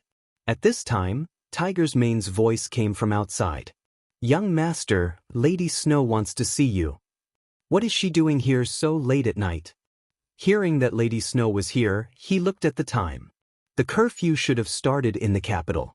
It would be very difficult for Lady Snow to return to 100 Flowers Hall at this time. While Yang Chendong was still thinking about what could make a girl come to him so late at night, Tiger's Mane's voice sounded again. "Young master, do you need me to wake Xiao Yin up and ask her to come?" "No need." Yang Chendong waved his hand. He had arranged for Xiao Yin to go to bed first. In his own words, women were made of water. If they wanted good skin, they needed good sleep. It was precisely this sentence that caused this habit to become a natural one. Unless there was something special, Xiao Yin would go to bed early. Right now, Xiao Yin was probably already asleep. Without knowing what the other party wanted, it wouldn't be appropriate to rashly wake Xiao Yin up. Forget it. Bring her to the study. Yang Chendong thought for a while, put on his coat, and then strolled toward the study. When Tiger's Mane took Lady Snow to the study, Yang Chendong was writing something with his head down. If someone was there, they would know that he was writing a classic play, The Legend of the White Snake, which was later made into a TV series and remade several times. It was also called The New Legend of the White Snake. Madame Snow was brought in. She was wrapped in a long robe, but she was wearing a pair of embroidered shoes that were convenient for walking on the platform. It could be seen that she had come out in a hurry. "Is something the matter?" She slowly raised her head and looked at Madame Shui from head to toe. She sighed that no matter what she dressed up, she could always attract men's attention. Madame Shui, who had been afraid and anxious, calmed down a lot after Yang Chendong looked at her. She didn't know why. But when she thought of the problems that 100 Flowers Hall might face, she knelt on the ground with a plop. "Dong Shui, save me. Please save Lady Shui." If there's anything, get up and talk." Yang Chendong put down the writing brush in his hand and looked at Madame Snow. "What's the matter? Tell me in detail." Madame Snow lowered her head and cried. She was really pitiful. While crying softly, she told him what had happened in 100 Flowers Hall in the evening. She also told him what the pimp had overheard and what Mu Lily had said to her. Shisheng. When Yang Chendong heard the name, he felt it was familiar. But he had only been in the capital for a few days. How could he know everyone? In particular, Shisheng was just a Qianhu of the brocade guard, a nobody in his eyes. Seeing Yang Chendong's confusion, Tiger's Mane, who was standing next to him, quickly took out a book. After searching for a while, he found Shisheng's name. He handed the book to Yang Chendong. "Young master, please take a look." He took the book and saw Shisheng's name. The investigation of the Security Bureau was written on it. Humph! What the hell? When Yang Chendong saw that Shisheng had a brother named Xining, he remembered this person. Xi Ning was a famous traitor in history. Because of him, the capital was almost captured. Seriously speaking, if Yu Qian hadn't stood up for him, the whole capital would have fallen because of him. At that time, the history of the Great Ming Dynasty would have been rewritten. When Yang Chendong got angry, Tiger's mane naturally emitted a murderous aura. "Young master, do you need me to go to the city now to find this person?" And then, Madame Snow knelt in front of him. Obviously, she couldn't see Tiger's mane's beheading gesture. But Yang Chendong saw it clearly. "No, it's not necessary. At this time, you still have to go to the city. However, I'm afraid that you'll still have to make a trip into the city. Do you know who the current owner of 100 Flowers Hall is?" "Young master, it's Fan Ling. He was the vice director of the Ministry of War, a secondary class level 5 official. His father used to be the minister of Honglu Temple." As expected of the director of the Security Bureau, Tiger Shine, who had slowly gotten into his role, quickly reported the other party's identity. Of course, all this had a close relationship with 100 Flowers Hall that Yang Chendong had paid attention to. Find him and buy Madame Snow's slave contract. Yang Chendong made a decision after a short hesitation. It was not the right time to have a direct conflict with a villain like Shisheng. At least, he couldn't look for trouble. There was only one way to solve the problem, which was to buy Madame Snow. In this way, even if Shisheng got 100 Flowers Hall, he would only get an empty shell. Tiger's mane immediately understood the meaning of the sixth young master. He answered and turned to leave. Madame Snow suddenly said. She came to Yang Chendong for help, but it was just an impulsive act. She didn't have any hope. Dong Shuai was powerful, but he was only talented. Compared to power, he was much weaker. She didn't think that the sixth young master could do anything to Shisheng, who even Duke Ying, a hero of the Great Ming Dynasty, couldn't afford to offend. However, she never thought that Yang Chendong would agree to her request so easily. Moreover, he even wanted to buy her slave contract directly. Amidst his excitement, he thought of his elder sister, Mu Lily. If he left and his elder sister did not, he could imagine how Shisheng would treat him. It would be a fate worse than death. There was also her maid Xiao Wei. She had been using her for so many years, so she couldn't give her up. At this time, Madame Snow didn't realize that she came to ask for help. She didn't have such awareness. She just thought about how to take her family members to her side, so she shouted, "Wait. Is there anything else?" Yang Chendong looked at Madame Snow with a puzzled expression. Did she still want to stay in 100 Flowers Hall? If so, it would be more difficult to help her. "Yes, please understand, Dong Shuai. This servant still has my elder sister Mu Lily and the maid Xiao Wei are in 100 Flowers Hall. If this servant leaves alone," Yang Chendong understood that this was a loyal and affectionate Madame Snow. He liked this kind of person. He immediately said to Tiger's mane, who was still standing there, "Did you hear that? There are 3 people in total. Buy their slave contracts. Don't be afraid to spend money." Tiger's mane answered and turned to leave. As for how to enter the city in the middle of the night, it was not a problem for Yang Chendong, the number 1 master beside him. The matter was solved. Although she didn't see the answer, Madame Snow couldn't help but trust Yang Chendong. Especially at this time, the confidence he showed made her feel infatuated. Only the 2 of them were left in the room. Suddenly, there was a very awkward and ambiguous atmosphere in the study. Yang Chendong was the first to feel the difference. At this time, he regretted that he didn't let Tiger's mane take Madame Snow to rest first, so he wanted to call for help. He knew that even if Tiger's mane wasn't here for the time being, Beta Persei, Yang Si, and the others would be outside. It could be said that whenever he needed, they would appear at any time. But for some reason, Yang Chendong didn't want to let anyone take Madame Snow away. In this very contradictory mood, he looked at Madame Snow and said unconsciously, "Well, I'll arrange for someone to take you to rest." This was obviously not an order, but a tone of negotiation. Madame Snow was delighted, but she quickly shook her head. "I'm not sleepy now. What are you writing, Dong Shuai?" After saying this, Madame Snow stood up and walked to Yang Chendong leisurely. Faced with Madame Snow's approach, Yang Chendong, who could remain calm even if Mount Tai collapsed in front of him, could clearly feel his heart beating faster at this moment. In order to ease the awkwardness, he casually said, "I'm writing a story about love." Really? Dong Shuai's literary talent has long been known in the capital. I wonder if I have the luck to read it first? It seemed that she was asking, but when she finished speaking, she had taken the initiative to walk to Yang Chendong's side and bent down. Because the temperature in the study was suitable, Madame Snow had already taken off her coat and robe. At this time, she was wearing a wide-collared top. When she lowered her head, Yang Chendong saw a touch of snow white looming in front of him.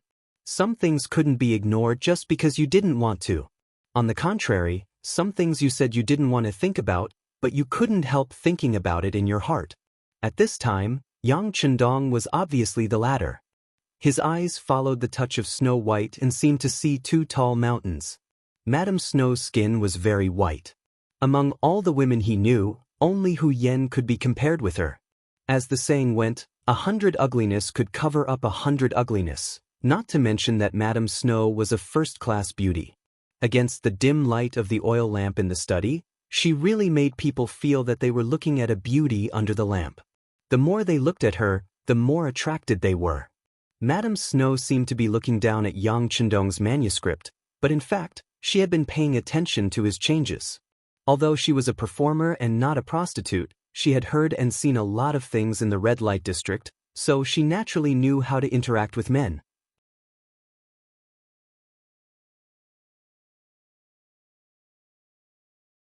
Chapter 87. At this moment, Madame Shui felt that the man beside her began to breathe heavily.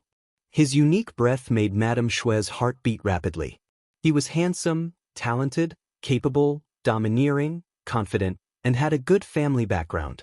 When these advantages were concentrated on one person, it would naturally make him shine with incomparable brilliance. Not to mention that Yang Chendong was a hero who had just saved a beauty. Madame Shui was already in love with him. It was undoubtedly very important for her to find a man she could entrust her life to. Now, the man was right in front of her. What should she do? What would he do? Whether it was to repay the kindness or to repay the professor's kindness, should she devote herself to him? Or should she give herself to him? Both of them had pure bodies. In this kind of atmosphere, neither of them took the initiative to speak. Neither of them had the intention to break the ice. However, both of them were well aware of each other's thoughts. For a moment, this kind of feeling was indescribable, but it was indeed extremely wonderful. Madame Shui remained motionless. She had been bending over for half a cup of tea's time, waiting for Yang Chendong to do something. She heard from the other sisters that at this time, shouldn't the man be more active? But why didn't Dong Shui do anything? Yang Chendong was indeed hesitating. Logically speaking, he should have carried her in a domineering manner. His bedroom was not far away from the study, and then everything would have gone smoothly. There was even a voice in his heart urging him to do so, and even his body was supporting such a thought. However, Yang Chendong did not do so. Perhaps it was because of his conservative thinking. He thought that if he had sex with Madame Shui, it would be more or less taking advantage of her. He did not want to do so. He preferred success to come naturally. However, Yang Chendong also knew that if he persisted in this atmosphere, he was afraid that he would not be able to control his heart. Therefore, he gritted his teeth and said, "Madame Shui, it's a little late. I should go to bed." "Really? It just so happens that Shui is also sleepy. Why don't you let me warm Dong Shui's bed?" Madame Shui was overjoyed. She thought that Yang Chendong said it on purpose for her to hear. How could she not take advantage of the situation and go downhill like a donkey? Originally, he wanted to find an excuse to separate them so that he could calm down. He never thought that it would lead to such a result. If he said no at this time, it would be too hurtful. Yang Chendong helplessly nodded and said, "All right then." The two of them walked out of the study one after the other and went to the bedroom. A figure slowly retreated from the darkness. Even if he wanted to protect the sixth young master, he still had to consider the situation. Sometimes, if he still wanted to exist, then it would not be protection, but rather, it would be a nuisance. Yang Chendong sensed that the eyes that were secretly watching him had left. He knew that from now on, only Madame Xue and himself were left. He could not help but feel a little restless. Should he really do something? Or is my manhood coming to an end tonight? Dong Shui, I'll go in first. While Yang Chendong was still thinking about what to do next, Madame Xue had taken off her clothes and then plunged into the quilt. At that moment, Yang Chendong caught a glimpse of her snow-white body. His heart suddenly skipped a beat. Yang Chendong involuntarily got up and walked slowly to the bed. Yang Chendong's heart was beating faster and faster. Madame Xue, who had already slipped into the quilt, was also heartbeat faster. She even blushed from her face to her neck. Then she slowly closed her eyes, but her long eyelashes were still trembling, indicating that she was not asleep and had no intention of falling asleep. Yang Chendong finally finished walking a few steps. He involuntarily stretched out his arm. When he was about to touch the snow-white body that was bowing her head and even trembling, he forced himself to say, "Madame Xue, I'm not used to being warmed by someone, oh." Before he could finish his sentence, he saw a snow-white arm emerge from the blanket and wrap around his neck. A strong force assaulted him, causing Yang Chendong to uncontrollably burrow into the blanket along with his clothes. At the same time, a pair of gentle jade lips lightly touched Yang Chendong's lips, causing him to be unable to spit out a single word. The sweet liquid stirred in her mouth. Madame Xue, who was a little clumsy, tried her best to release the strength and courage of her first kiss. Yang Chendong cooperated with her. At first, he was passive, but soon he took the initiative. It seemed that the kiss could not satisfy him, so he turned around and pressed himself on her. Then he stared into Madame Xue's beautiful eyes and said, "Do you know that I'm in a wolf's den? How dare you take the initiative to provoke me? Have you thought about the consequences?" "No, and there's no need to think about it. It's my fortune to give myself to Dong Shui," Madame Xue said, panting. She seemed to have drained all her strength just now. At this moment, she did not know what to do except wait passively. Madame Xue's words made Yang Chendong's hormones rise. Since he was not afraid of a woman, what was there to be afraid of? If he abandoned her at this time, he would not be a beast, but worse than a beast, just like the story said. Yang Chendong made up his mind. He felt that his body had reached its limit, so he decided to release it. He slowly lowered his head and moved closer and closer to Madame Snow. When Yang Chendong thought that it was a matter of course, he suddenly noticed a drop of tear from the corner of Madame Xue's eye. It was this tear that cooled down Yang Chendong's burning body in an instant. What was he doing? Madame Xue came to him because she was bullied, but he wanted to sleep with her. In this way, what was the difference between him and Shi Sheng, who wanted to bully her? Even if they were congenial, it couldn't be now. Otherwise, there would inevitably be a knot in his heart, which might accompany him for the rest of his life. "Well, we're both tired today. You can rest here. I'll go to another room." Finally, Yang Chendong resisted the impulse and said such a manly sentence, at least he thought so. Then he got up and was about to leave. But the same arm stretched out across the air. "Dong Shui, forgive me, okay? I really haven't thought it through. I'm still worried about Sister Mu and Wei." "I understand. Go to sleep. When you wake up tomorrow, you can pretend that nothing happened." Yang Chendong sighed. Madame Xue had something on her mind. Fortunately, he didn't sleep with her at this time. Otherwise, he was afraid that he would feel guilty for the rest of his life. Seeing that Yang Chendong was about to leave, Madame Xue was unwilling to let him go. She was just not ready, and she was worried about Mu Lily and Wei. That was why she couldn't devote herself to him. But in the end, she really didn't hate Yang Chendong. She even liked him. It was just that today was not the right time. But she couldn't give her all, and she couldn't let the sixth young master leave. Otherwise, who knew whether this man would be angry or not? If so, she was afraid that she couldn't find a way to make up for it. "I'm scared. I'm willing to ask Dong Shui to stay with me. Can you hold me and sleep until dawn?" He could only hold her but couldn't do anything. If it were other men, they wouldn't agree. "Weren't you testing me?" but Yang Chendong unexpectedly agreed. Maybe he really had a good impression of Madame Shui, or maybe he also wanted to feel what it was like to sleep with a beauty in his arms. Of course, there was another possibility. The sixth young master was really sleepy. Don't scold the prodigal. No matter what the reason was, Yang Chendong fell asleep with Madame Shui, who was only wearing a dudu. During this time, their heads were very close, but in the end, they really didn't do anything. They even had sweet and quiet smiles on their faces. Early the next morning after Qiao Yin got up, she first took a look at the courtyard. She didn't see the sixth young master, who was exercising. She couldn't help but be very curious, so she went to the bedroom. Here, although Beta Persei was guarding, he didn't stop Qiao Yin when he saw her coming. He just turned a blind eye, but his ears were already pricked up, as if he knew what was going to happen next. Sure enough, just 3 seconds after Qiao Yin entered the sixth young master's bedroom, there was a scream.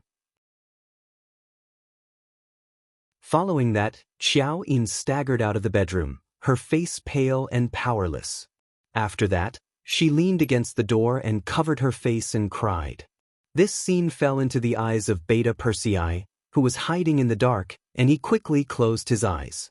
As a close guard, who didn't know Qiao Yin's feelings for the young master?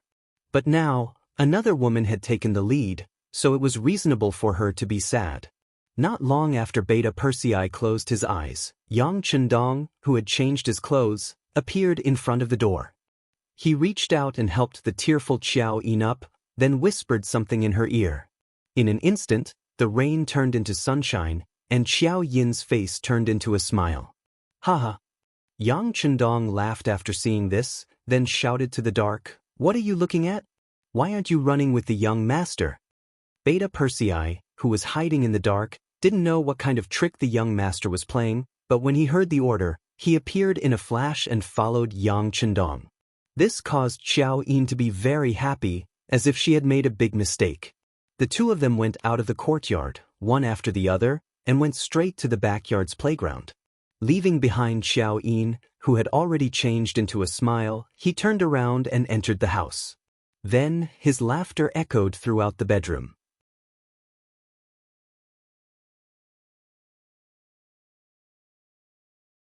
Chapter 88. Qiao Yin was very happy because the young master had told her that he had only comforted Mama Shui. Although he liked Mama Shui as much as he liked her, he did not want her. If you don't believe me, you can go into the house and check. You can even ask Mama Shui to dance as a test. If she had really lost her real body last night, how could she have the energy to dance? Her body probably wouldn't allow it. Because of this, Qiao Yin easily believed Yang Chendong. She even thought that if the young master needed anything, he would definitely look for her first.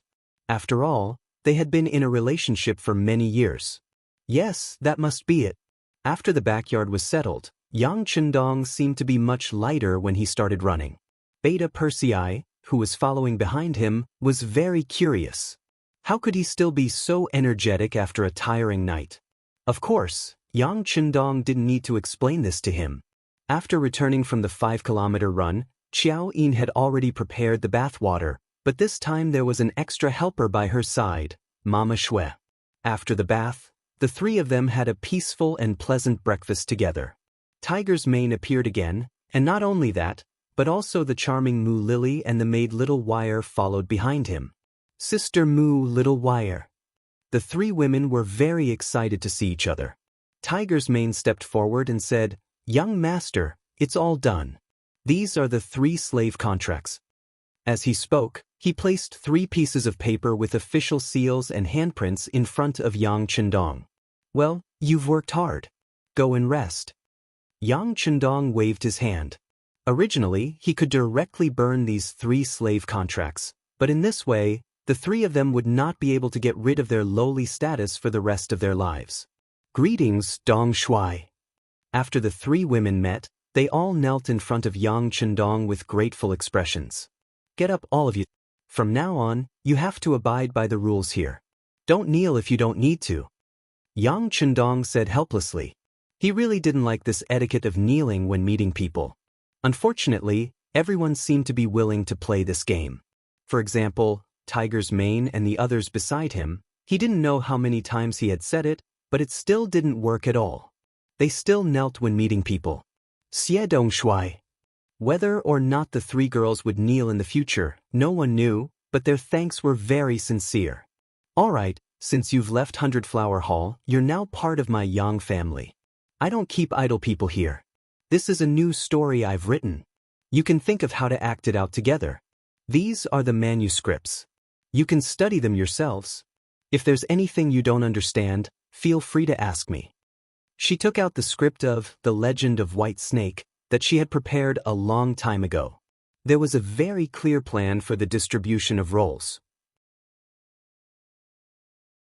With this, she could play the roles of Lady Snow and Mu Lily, the former top courtesan. Did they know that this was a job for them? The three girls hurriedly agreed, then took the manuscripts and went to the backyard. When only Qiao Yin was left, she walked up softly. Young master, although they've left 100 Flower Hall, they're still lowly, young master knows. I'll find a way to change their names. Yang Chendong rubbed his head as he spoke. Changing their names was easy to say, but difficult to do.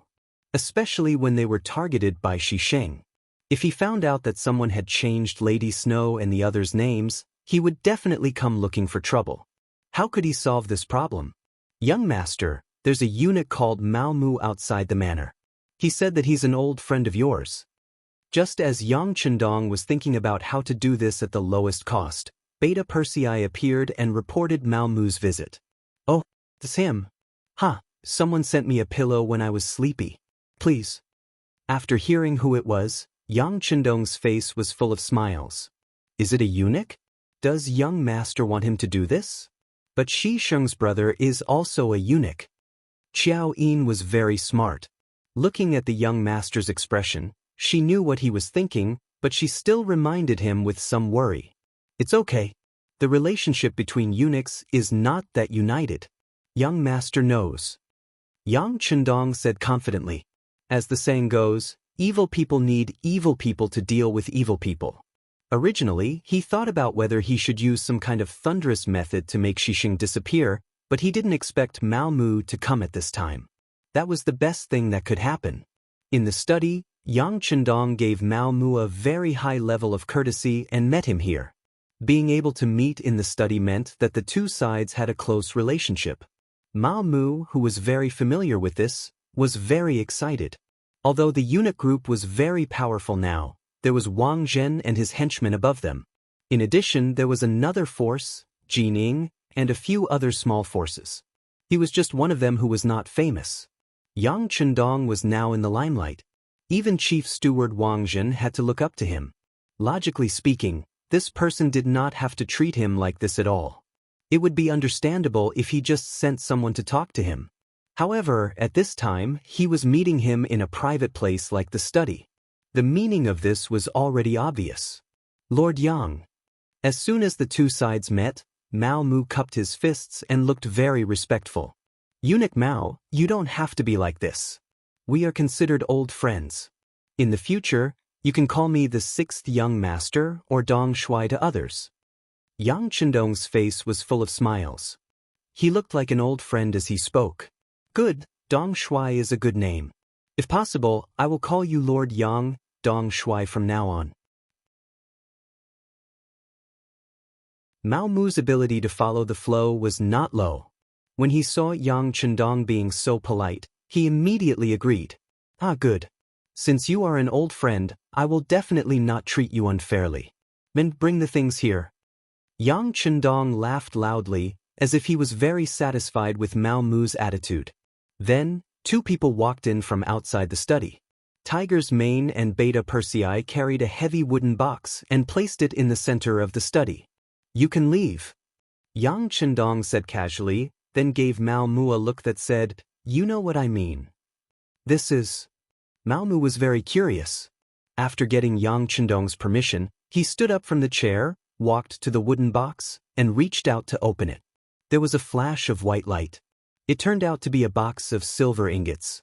Looking at the quantity, there were at least 5,000 silver ingots. This is... Mao Mu was indeed a little dizzy from the silver ingots, But he was even more surprised. He did not understand why Dong Shuai would think so highly of him. He originally came here to ask for a favor, but before he could even open his mouth, the other party had already given him benefits. This made him unable to speak his next words. Seeing the surprise in Mao Mu's eyes, as well as the trace of greed in them, Yang Chendong laughed loudly and said, "Eunuch Mao, I said that since we are good friends, there is no reason for us not to be friends. I am just giving Eunuch Mao these. I hope that Eunuch Mao can rise to the top. This way, as a good friend, I can also bask in the glory." His words were clear. This was to make use of each other. However, with your current status and identity, Mao Mu, it is far from enough. Therefore, I support you and support you to have more power. In the future, we can all be on equal footing and do great things together, right? In the face of Yang Chendong's initiative to show goodwill, Mao Mu had no reason to reject it. He had always believed that he had the ability. What he lacked was only the opportunity and enough foundation. What was the foundation? That was to have enough background for him to use. In the palace, scheming were the most important, but money was equally important. If you don't have money, there won't be anyone willing to risk their lives for you. Naturally, it will be difficult for you to do anything. Now, Yang Chendong took out more than 5,000 silver ingots. For the current Mao Mu, this was not a small amount of wealth. With this, he could rope in more people in the palace for his use. He did not dare to say that he could do great things, but it was not a problem for him to do some small things in private. As for the other need, which was the so-called opportunity, with Yang Chendong, he could use this opportunity to become the link between Dong Shuai and Director Wang Zhen. After all, there were some small matters that the two of them couldn't possibly talk about in person. In that case, his role in this matter would increase, and at the same time, it would also expose the fact that he met Chief Steward Wang Zhen frequently. This was an opportunity. Seeing that Yang Chendong could make up for what he lacked, Mao Mu looked at the sixth young master. At this moment, when Mao Mu looked at the sixth young master, he felt like he was looking at his biological parents. Dong Shuai. With a plop, Mao Mu knelt down in front of Yang Chendong. Yang Chendong's eyes lit up. This person's ability to judge the situation was not bad. He knew when to lower his head. Feeling that he had found the right person, he was satisfied. He pretended to be panicked and asked, "Eunuch Mao, what are you doing?" However, Yang Chendong was only talking and did not have the intention to help him up. Seeing this, Mao Mu knew that he had to express his attitude. Since he had already knelt down, what was the point of saying some words to show his loyalty? Dong Shuai, this old servant is grateful for your appreciation. In the future, if there's anything you need, feel free to say it. Blade Mountain Flames Sea Guild only needs a word from Dong Shuai, and this old servant will do his best to accomplish it. His face was full of sincerity. Replacing this old servant with this old servant was already a way to express his loyalty. Until now, Yang Chendong was satisfied and bent down to support Mao Mu. "Eunuch Mao, what are you doing? I said that we are friends." "Thank you, Dong Shuai." Taking the opportunity to stand up, Mao Mu knew that he had passed the first test. From now on, he was Dong Shuai's man, sharing honor and disgrace. After becoming friends, there were naturally some things that were less roundabout. Mao Mu talked about the matter of diapers. He used himself as a witness to prove the importance of this thing to eunuchs. This time, he wanted to get some more so that he could use them for himself, offer them to Steward Wang Zhen, and sell some for money.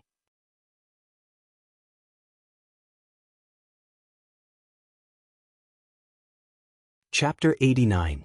That's not a problem. I can naturally provide you and Wang Zhen for free, but I can't do that for the other eunuchs. You have to know that the cost of making this thing is very high, and it's not something from the Great Ming Dynasty. It comes from the sea. Do you understand? Yang Chendong pretended to be mysterious as he spoke. When Mao Mu heard that the thing came from the sea, he immediately understood. During the Great Ming Dynasty's maritime ban, once it came into contact with the sea, it would be a huge expense. Dong Shuai, this old servant understands.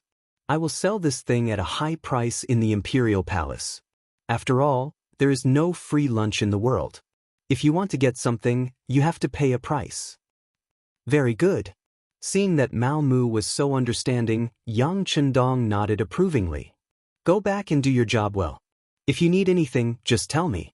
This young master will do his best to satisfy you. By the way, there is something I need you to do. These are 3 lowly women. I need to raise their status and make them into good people. Is there any problem? Yang Chendong said with a smile as he placed 3 contracts in front of Mao Mu. These 3 people may have offended Xi Ning and his brother. You have to think about it carefully. Mao Mu's hand had already reached out and was about to touch the contracts when he suddenly heard Yang Chendong's words. His hand paused in midair, but he quickly continued to reach out. Don't worry, Dong Shuai. Although it's a little troublesome, Xi Ning's power in the palace is not small. However, there are still many people who don't like him. As long as the money is in place, there won't be any problems. Then let's get it done quickly. How much money do you need? Yang Chendong nodded.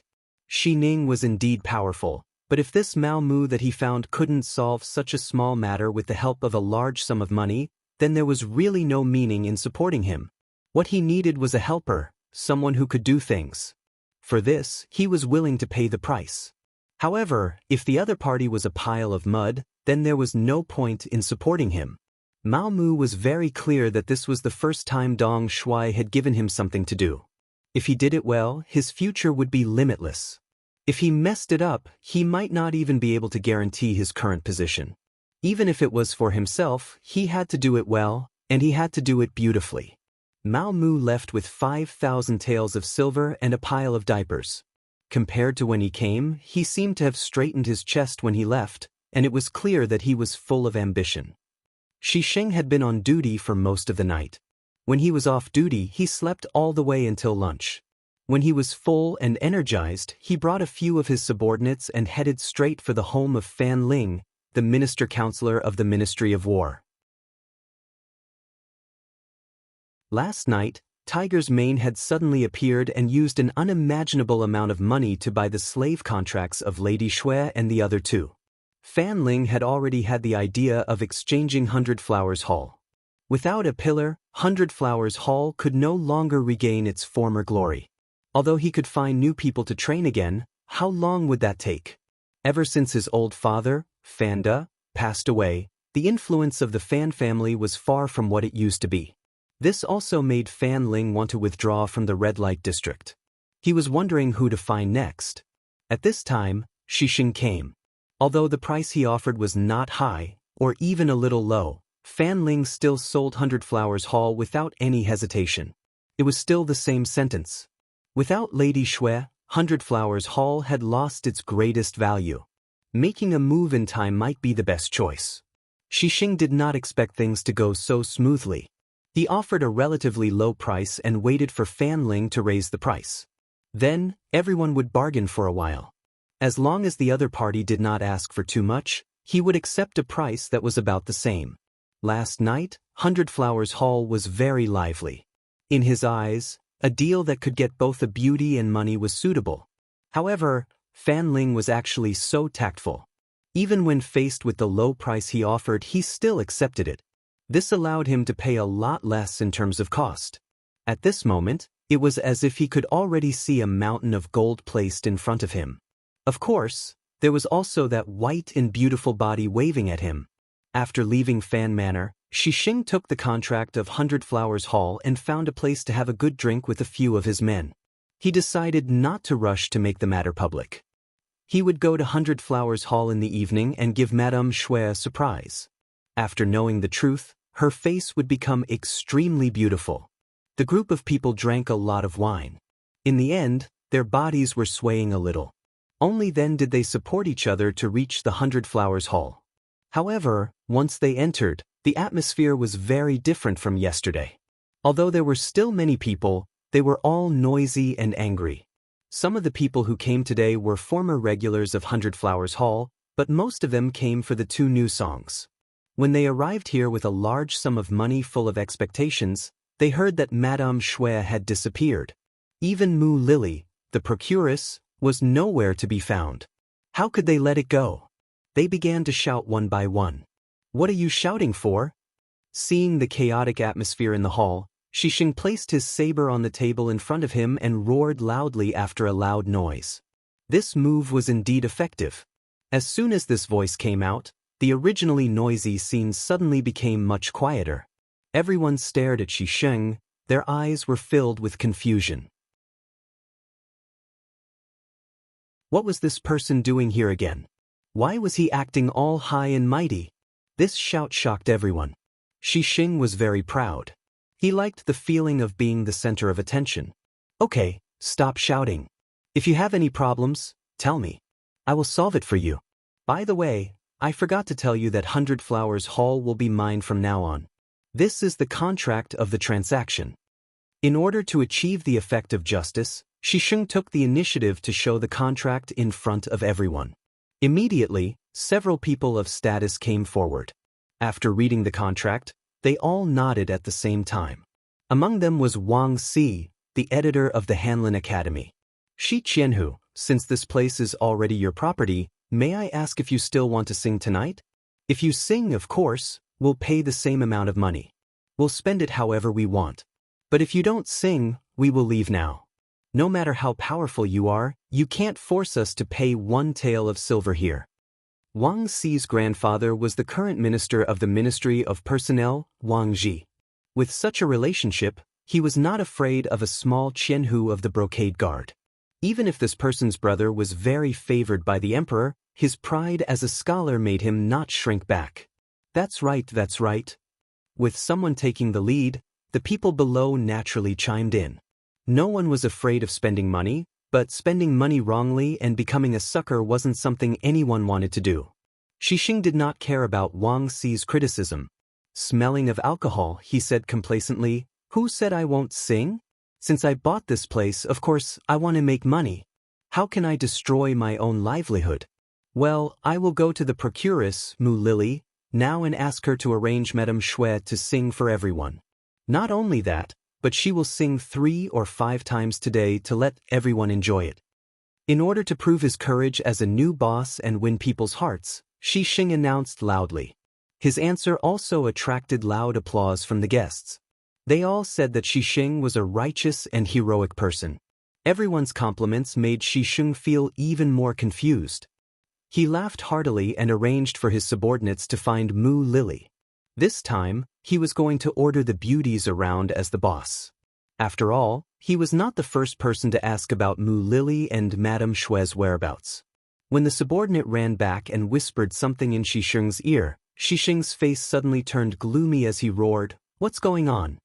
They ran away?" "Yes, they were taken away in the morning." The subordinate answered carefully, for fear that Xisheng would stab him in anger. "They were taken away in the morning? Who did it?" Xisheng had sobered up a lot. His intuition told him that things were not so simple. Why was it that as soon as he made his move, someone else beat him to it? Furthermore, he had just announced the fact that as soon as he became the new owner of 100 Flowers Hall, the flower pillar under him had disappeared without a trace. This was already not only cutting off his source of income, but also slapping him in the face, and it was an extremely resounding slap. If this matter could not be solved, he was afraid that he would become a laughingstock in the capital. No one could accept that kind of result. In the face of Xisheng's questioning, the few subordinates naturally kept silent, revealing a look of bewilderment. "Investigate. Investigate for this lord. Whether it's to the heavens or to the earth, find out for me." Xisheng's roar resounded in the hall of 100 Flowers Hall. At this moment he was really furious. Xisheng was enraged. As a result, a few of his subordinates scattered in all directions. Along with them, the other players also left. Since they couldn't listen to the music anymore, who would stay here and be Xisheng's next punching bag? Of course, Xisheng's subordinates did not run away. They went to investigate the whereabouts of Madame Xue and Madame Xue. The strength of the embroidered uniform guards was very strong. In less than 2 hours, they got the news and came back. Seeing his subordinates come back excitedly, Xisheng knew that the result was out. He immediately asked with a fierce look, "Tell me, where did they go?" At this moment, Xisheng felt that he had lost face. What he wanted to do most now was to catch Madame Shui and Mu Lily, and then use all kinds of means to let them know how regretful it was to offend him. Sir, there's news. It's said that they went to the Yangjia village 15 miles south of the city. A subordinate ran up and reported as if he had received a reward.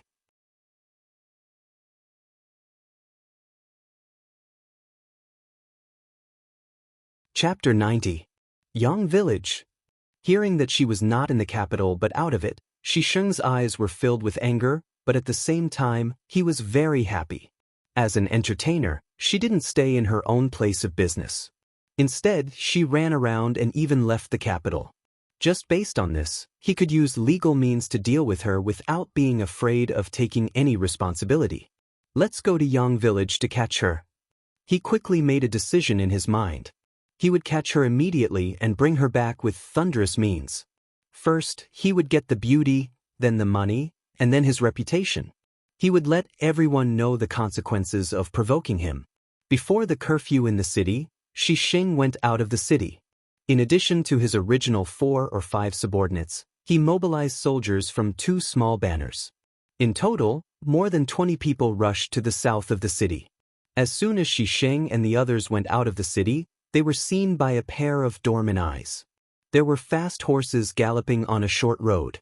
They were spies of the security bureau. They had been paying attention to the movements of 100 Flowers Hall. Shisheng went out of the city. Seeing that his destination was Yang Village, their task was to send the news back to the village. In Yang Village, Yang Chendong was watching Madame Snow sing the new song by Suzhen at the foot of Mount Qingqing in the backyard. However, no matter how he looked at it, Madame Snow could not enter the stage. She looked absent-minded. Alas! Knowing what Shisheng was worried about, Yang Chendong shook his head. Sure enough, he could not do anything if his mind was not calm. Since that was the case, he could only wait for Shisheng to take the initiative to fall into the net. However, he did not know whether Shisheng would come here in anger. If he did not come, wouldn't it be troublesome? Yang Chendong did not like to wait passively. He preferred to take the initiative to attack. After not getting any news from Shisheng, Yang Chendong even thought of secretly sending someone to kill Shisheng. All he needed was a new sniper rifle and a spotter. It was guaranteed that he could easily take care of this person from 1,000 meters away. No one would know. Report. Tiger's man's figure appeared in the backyard. His appearance immediately attracted everyone's attention. Young master, Shisheng has brought over 20 embroidered uniform guards and is rushing towards us. Tiger's mane said excitedly as he half knelt and cupped his hands. Obviously, this did not scare him. On the contrary, he was very excited. Okay. Yang Chendong was also excited after hearing this. Is it finally here? Let's go out and welcome him. Yang Chendong laughed and walked out of the backyard in his cyan robe, leaving Mu Lily, Madame Shui, and Little Wire in a panic. Fortunately, Xiao Yin also stayed here. She had followed the 6th young master to Cheng City. Knowing the young master's strength, she smiled and said, "You don't have to worry. Everything is within the young master's plan. There won't be any problems. You should continue to practice. When the young master comes back, try to perform better."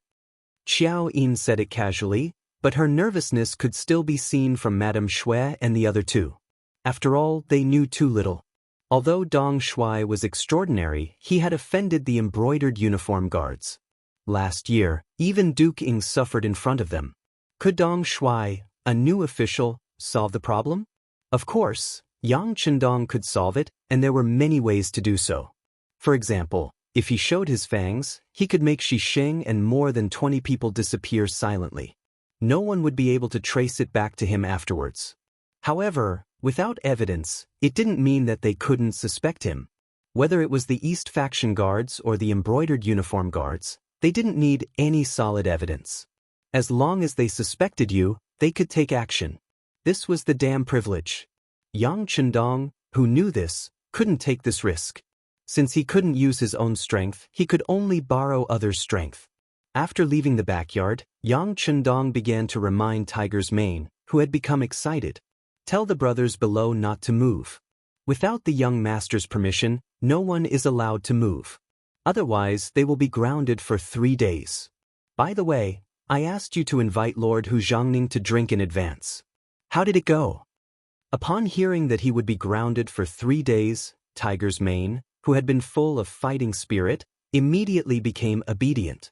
For these iron-blooded men, there were too few things in the world that could scare them. Because they weren't afraid, they became even more difficult to control. When he was at the docks, there were brothers who liked to cause trouble. However, no matter what kind of corporal punishment they received, they didn't seem to care at all. They just treated it as training. Later, the matter spread to Yang Chendong's ears, and he came up with the idea of confinement as a punishment. However, when people were locked up in a dark room for 3 days and had to eat and drink as usual, anyone who heard of this punishment was amused. Wasn't this just letting them rest? What kind of punishment was this? For a time, there were even people who deliberately caused trouble and wanted to experience this feeling. Naturally, the consequences were terrifying. No one spoke, no one paid attention to them, and they couldn't even see the slightest bit of sunlight for 3 days. Not many people could bear it. They roared, they cried bitterly, and they reflected on their mistakes. However, they could only be released after 3 days of confinement. When they finally came out and saw the sunlight and saw that there were people to talk to, they, who had almost collapsed, finally understood the severity of confinement. Although Tiger's mane hadn't experienced it personally, he had heard of this matter long ago. At the docks and Crimson City, everyone's expression changed at the mention of confinement. Now that Yang Chendong came up with this punishment, he couldn't help but be disobedient. Young master, don't worry. Without orders, no one will dare to do anything. Also, Lord Hu is on duty today. He's waiting for young master in front of the potato field. Especially when he heard that the young master personally invited him, he seemed very happy. Happy? Yang Chendong didn't understand and shook his head after hearing this. At this time, the night was dark and the wind was cool. If it wasn't for the good moon tonight, he really didn't know what was so happy about having someone on a date. However, even if Hu Changning didn't object, of course, it was something that Yang Chendong wished for. He immediately nodded and said, "I'll go meet Lord Hu now. Remember to follow the plan." After Tiger's mane agreed, his entire body flashed and disappeared into the darkness, as if he had never appeared. Walking alone, Yang Chendong arrived in front of a large potato field. From afar, he could see a table filled with food and wine. On one side of the table was an empty seat, while on the other sat the guardian of the ironclad guard, Hu Zhangning. At this moment, Hu Changning was indeed in a good mood. This wasn't because he accepted the mission to protect the potatoes, but because of Yang Chendong's appointment. Hu Yen came to the Yang village and was very happy when she returned. She brought back many good things. All of this seemed to prove one thing, and that was that the relationship between his beloved daughter and Yang Chendong was not bad. As a father, the happiness of his children was naturally something that he greatly hoped for.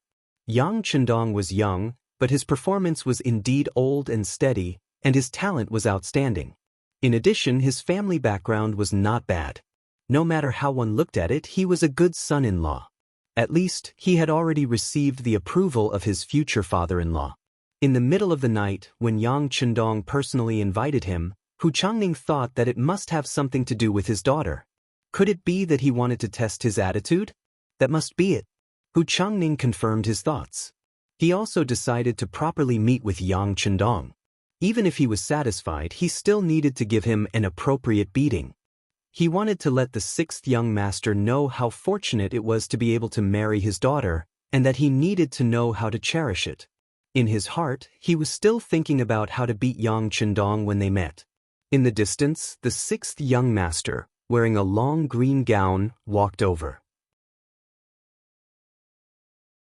Yu Guang had already noticed, but Hu Changning didn't have any intention of speaking first.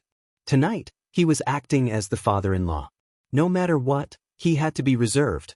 Hu Changning didn't speak, and Yang Chendong didn't have any intention of speaking either. He couldn't guess the other party's thoughts, and even more so, he didn't think that he had only met Hu Yen once, and it actually involved the discussion of marriage. In his consciousness and thoughts, no matter what, he had to wait for a period of time first, and wait until everyone was familiar with each other before making a decision. After all, marriage wasn't child's play. It had to be done carefully. Yang Chendong's consciousness of the future made it impossible for him to guess Hu Changning's inner thoughts. Seeing that the other party didn't speak, the sixth young master was more than happy. What he wanted was to use the other party's identity and big shot to trick Xisheng. Before the main show started, he didn't know what to say. In this way, the two of them sat down like this. Then, without saying a word, they lowered their heads and drank like this. For a moment, the atmosphere was a little oppressive. Yang Chendong didn't speak, but Hu Changning wasn't unhappy in his heart. Instead, he was still excited. This must be him thinking about how to phrase it. Since it's like this, I won't say anything. I'll just wait for you to take the initiative to bring it up and give you an invisible pressure. In the future, when his daughter really marries into the family, he will have more dignity as the father-in-law. Hu Changning thought self-righteously and wanted to use this to put pressure on Yang Chendong to show the power and means of his future father-in-law. It was this strange combination of thoughts that made the two of them have no intention of leaving even though they didn't say a word. The atmosphere was delayed under such subtle emotions. When they had drunk no less than 5 glasses of wine, Hu Changning was a little impatient. He couldn't help but mutter in his heart, this sixth young master's ability to keep his composure is pretty good. He can actually keep his composure. If this goes on, can we still talk about serious matters tonight? Is it going to be like this for the whole night? If so, it doesn't matter if the other party is young, but I'm in my 40s after all. Isn't this tormenting me?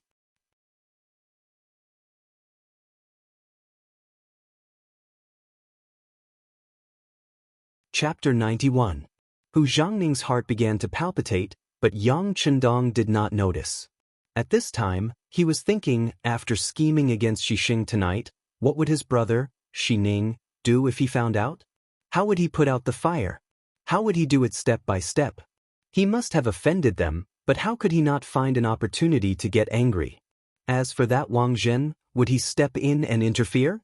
Would he be forced to make a move under the influence of benefits? What if Wang Zhen did not care? If that was the case, he could only take the risk and get rid of Xining and Xisheng early. But if he did that, it would be impossible for him not to attract attention. Yang Chendong was still thinking, but Hu Zhangning had been holding back for a long time.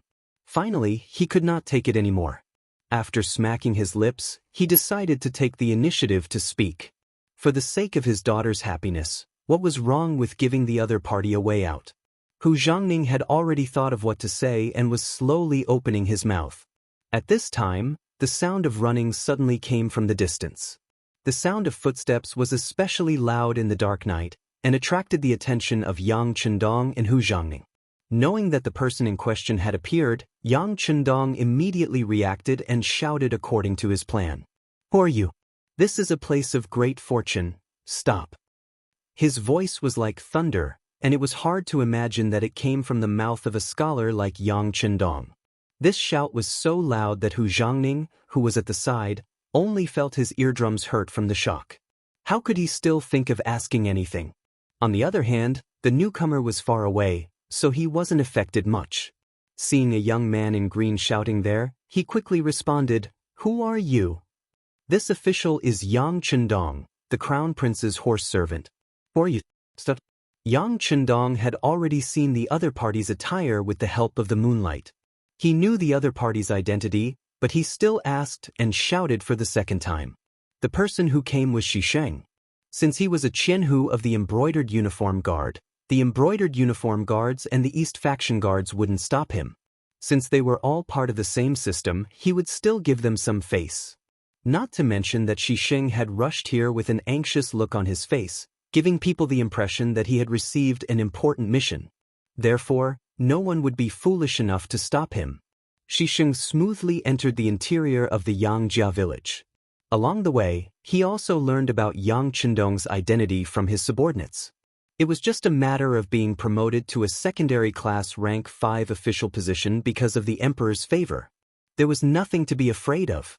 Although he had Yang Rong as his father, that old man had been dead for many years.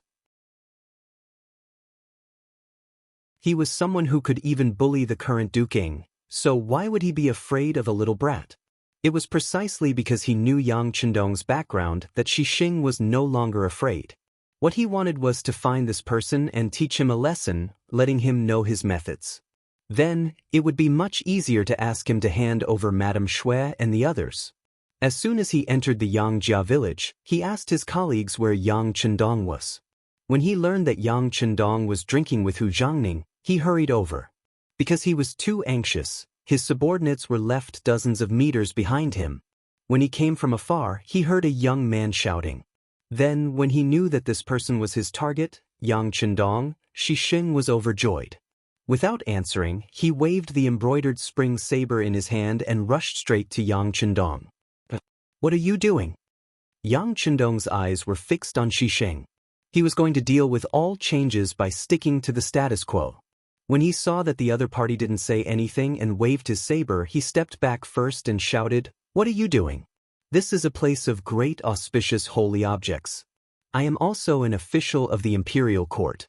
The emperor personally appointed me as the crown prince. What are you going to do?"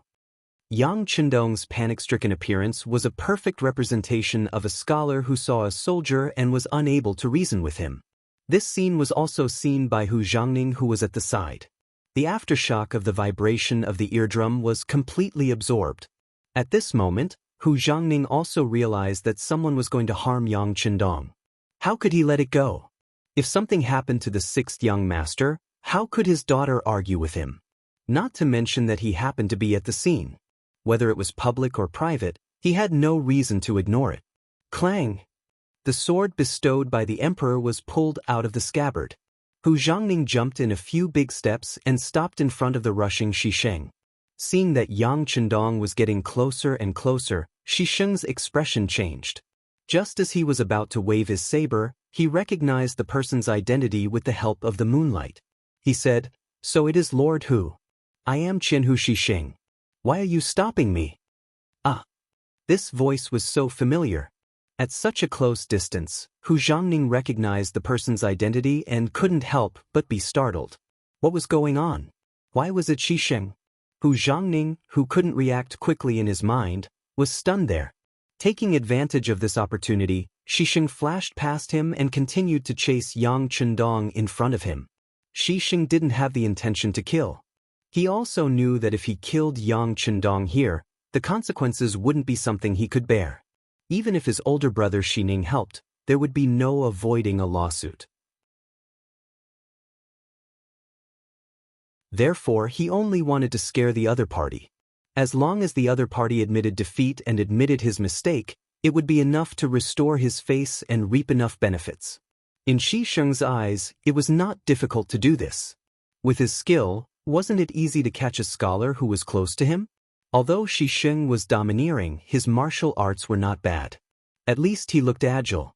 On the other hand, Yang Chendong, who was being chased, had a panicked expression. He kept shouting and yelling as if he would catch up at any time. However, it was precisely because Yang Chendong looked like he could be caught up at any moment that Shi Xing was unable to succeed. There were several times when he was about to slash at Yang Chendong with the back of his saber, but for some reason, Yang Chendong managed to dodge. That person was still dodging randomly, as if the reason he could not hit him was that his luck was too good. Was Yang Chendong really that lucky? During this chase, he saw at least 7 or 8 openings that Shi Xing revealed. If he wanted to, he could have beautifully seized the saber with his bare hands and killed the other party. However, he couldn't do this. The other party was the Qianhu of the embroidered uniform guard. No matter what the reason was, if he killed the other party in public, it would be a big mistake and he would be held accountable. He couldn't fight back. He could only escape and then find the best opportunity to dig a big hole for Shi Xing. "Qianhu Shi, what are you doing? Are you openly killing an imperial court official? Stop it right now." In a flash, Shi Xing jumped over him and rushed to Yang Chendong. This made Hu Zhangning break out in cold sweat. He shouted and wanted to chase after him. However, at this time, Shi Xing's subordinates arrived. They naturally didn't dare to do anything because of Hu Zhangning's identity, but they could still stop him. Hu Zhangning, who found that he was surrounded, was anxious. He knew that he was outnumbered and couldn't find any opportunity. He immediately shouted into the darkness, "Little bastards, why don't you come out?" As soon as he shouted, at least 50 embroidered uniform guard rushed out of the darkness. Among them was Lieutenant Sun Chuang, who had been beaten 10 times before. These people were the ones on duty today. They were responsible for the safety of Potato. They had been watching from afar since Yang Chendong and Hu Zhangning drank together. They didn't understand the reason, but they saw Xisheng kill with their own eyes. However, seeing that the people who came were also embroidered uniform guard, Sun Chuang and the others couldn't show up for a while. Who knew what had happened? They didn't want the divine armaments to fight and implicate them. But then, Hu Zhangning's shout came. With the orders of the superior, these people couldn't hide anymore. They all showed up in the darkness and surrounded the group of people brought by Xisheng. A wise man wouldn't fight when the odds were against him. Seeing that there were more people than them, Xisheng's subordinates began to scatter and flee. Some of them took the opportunity to rush into the protected potato field. For a time, countless bean seedlings were trampled, making a mess.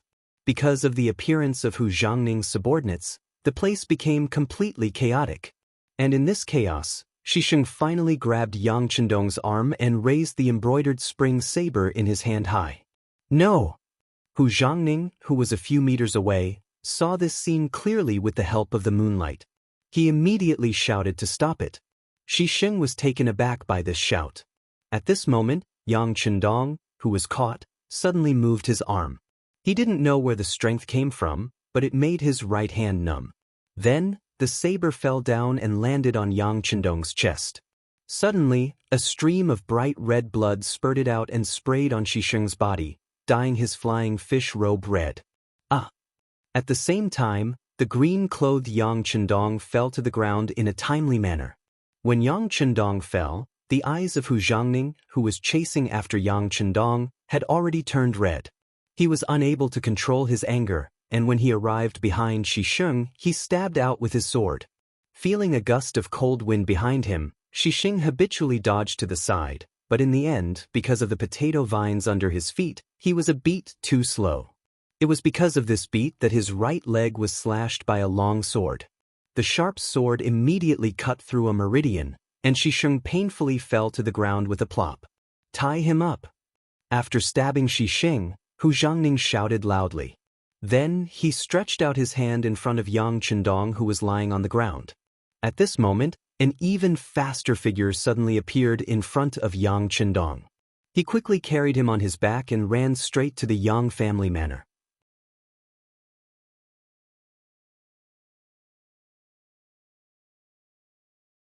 Chapter 92. The person who came was Tiger's man. He had been secretly observing the situation. When he saw that the young master had been cut and was bleeding, he immediately became anxious. Without caring about anything else, he rushed out and carried Yang Chendong on his back. Then he recklessly ran into the manor. Beta Persei also appeared with him. He didn't snatch the job of carrying the young master, but he did stay where he was. He stared coldly at Hu Zhangning, a huge murderous aura leaping out of his body. It was clear that he was ready to kill if there was any disagreement. "Who are you?" An embroidered uniform guard didn't understand. Seeing that someone was blocking in front of Lord Hu, he wanted to step forward and question him. However, before he could move, he was stopped by Lieutenant Sun Chuang at the side. "Get back!" With an angry roar, he pushed the blind embroidered uniform guard behind him. Others might not know, but Sun Chuang, who had suffered in the Yang family's old manor in Jianing Manor, was very clear about Beta Persei's strength. Now that his master was injured, the consequences would be unimaginable if he was enraged. Hu Zhangning naturally recognized Beta Persei and knew how powerful this person was. He didn't act rashly, but still said out of concern, "I just want to see how Yang Shima's injuries are. There's no need for Lord Hu to worry. My master has the elixir in his hands." Beta Persei spoke as if he could hold back 10,000 men. Then he stared coldly at the crowd, all the muscles in his body ready to explode at any moment. Feeling the pressure of that aura, Hu Zhangning knew that he couldn't force his way in. He turned around and vented his anger on Shisheng. Come, capture all these people who destroyed the auspicious land. Tomorrow morning, when the city gates open, we will enter the palace to see the emperor. With Hu Zhongning's order, the embroidered uniform guards who came with Shisheng were beaten to the ground one by one. Any slight resistance was met with a series of punches and kicks, making them cry for their parents. Yang Manor's inner courtyard. Tiger's man ran back with bloodstains on his back. As soon as he entered the side hall, he was seen by Qiao Yin and the other girls. Young master. Qiao Yin only managed to shout once before her vision blurred. Then her body fell to the ground. Fortunately, the maidservant Xiao Wei reacted very quickly and reached out to catch it to avoid the danger of touching the ground. Dong Shui. Madame Shui and Mu Lily also shouted in surprise. Then, their faces turned pale and they didn't know what to do. On the other hand, Yang Chendong, who was being carried on his back, was still very calm. He said to Tiger's mane in a weak voice, "Wake her up and let her apply medicine for me. No one else is allowed to enter my bedroom without my orders." Tiger's mane replied with tears in his eyes. On the other side, Xiao Wei had already shaken Qiao Yin awake. After knowing the young master's intention, she ignored her weak legs and hurried to the bedroom. Yang Chendong, who entered the bedroom first, was placed on the bed by Tiger's man. After seeing that there was no one around, he let out a sigh of relief and said, "Hey, Tiger's man, can you run slower next time? Do you know that the young master was originally fine? But when you jolted me on your back, I almost suffered internal injuries." As he spoke, Yang Chendong threw a bag of chicken blood to the side and took off the bulletproof vest under his green robe. There was a cut on the bulletproof vest, but it was only a scratch. As for the underwear under the bulletproof vest, there was not a single scratch. Tiger's man's eyes widened. "Young master? What about me? Your skills were all taught by the young master. Why don't you think that Shisheng, with his mediocre skills, can hurt me?" Yang Chendong asked with an expression that said, "Why don't you use your brain?" After speaking, he did not wait to see if Tiger's man understood. He continued, "The young master's injuries will continue to be feigned. Before this matter is resolved, no one is allowed to enter the bedroom without permission. But if anyone comes, just tell them that the young master is sleeping. Qiao Yin is the only one taking care of him." After speaking, Yang Chendong waved his hand. Tiger's man left the bedroom in a daze. At that moment, Qiao Yin rushed over with tears in her eyes. Before she even entered the room and saw Yang Chendong, she began to cry loudly. "Master." He reached out to touch his forehead. The young master is fine. Don't cry like that. Otherwise, I'm afraid you'll scare him until he falls ill." Qiao Yin covered her small mouth with her hand. At this moment, her face was like a pear blossom in the rain. She saw that Yang Chendong had already bared his upper body, revealing his well-built muscles. It was so perfect, and he didn't look the least bit injured. At that moment, she did not care about the difference between men and women. She sprinted forward and gently stroked his bare chest with her small hand. Then, with a look of surprise, she said, "Young master, are you the reincarnation of a god? Are you invulnerable?" He was clearly covered in blood just a moment ago. How could he be completely fine now? This was simply unbelievable. The young master is not the reincarnation of a god, nor is he invulnerable. It was just a show. Yang Chendong smiled as he picked up the half-filled bag of chicken blood on the ground. "Look, this is why you were bleeding just now." After Yang Chendong's detailed explanation, Qiao Yin realized that the young master was indeed not injured. It was something called a bulletproof vest that protected him. Everything was just a show. After learning the truth, Qiao Yin breathed a sigh of relief. Then, with a pleading tone, she said, "Young master, can you promise Qiao Yin that you won't scare me again in the future?" "All right, don't do it again, don't do it again." Yang Chendong laughed heartily. Then, he leaned forward and whispered in her ear, "But you still have to act. Yin also needs to cooperate with the young master, understand?" Qiao Yin's ear was tickled by that breath. She was already blushing and could only nod vigorously. As for what the young master said and what he wanted her to do, she probably could not hear clearly for a while. Outside the bedroom, Madame Shui, Mu Lily, and Little Wei were kneeling. Dong Shui was injured because of them.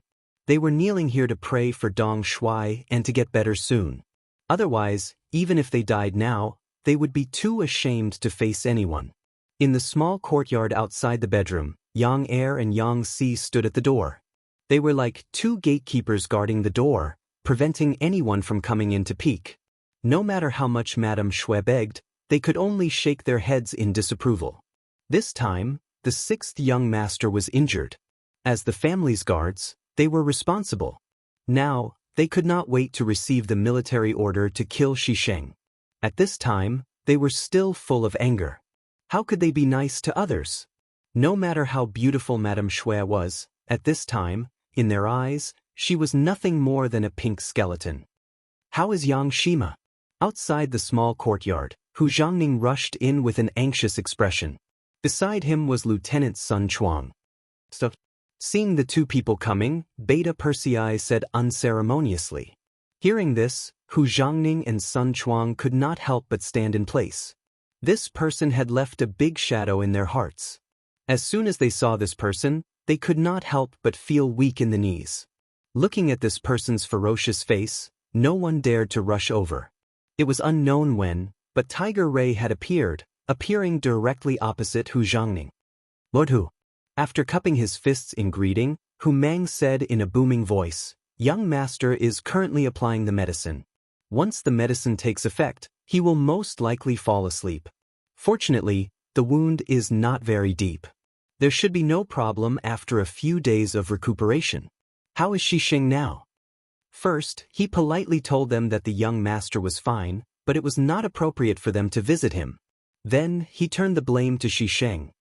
"It's good that Yang Xinma is fine. This is also my negligence. As for Shisheng, he is currently imprisoned, and because the gates to the capital are closed, he cannot enter. Once the gates open at dawn, this lord will personally escort Shisheng into the palace to meet his majesty. When the time comes, I will definitely give Yang Xianma an explanation," Hu Changning said angrily. At this time, he hated Shisheng to the core.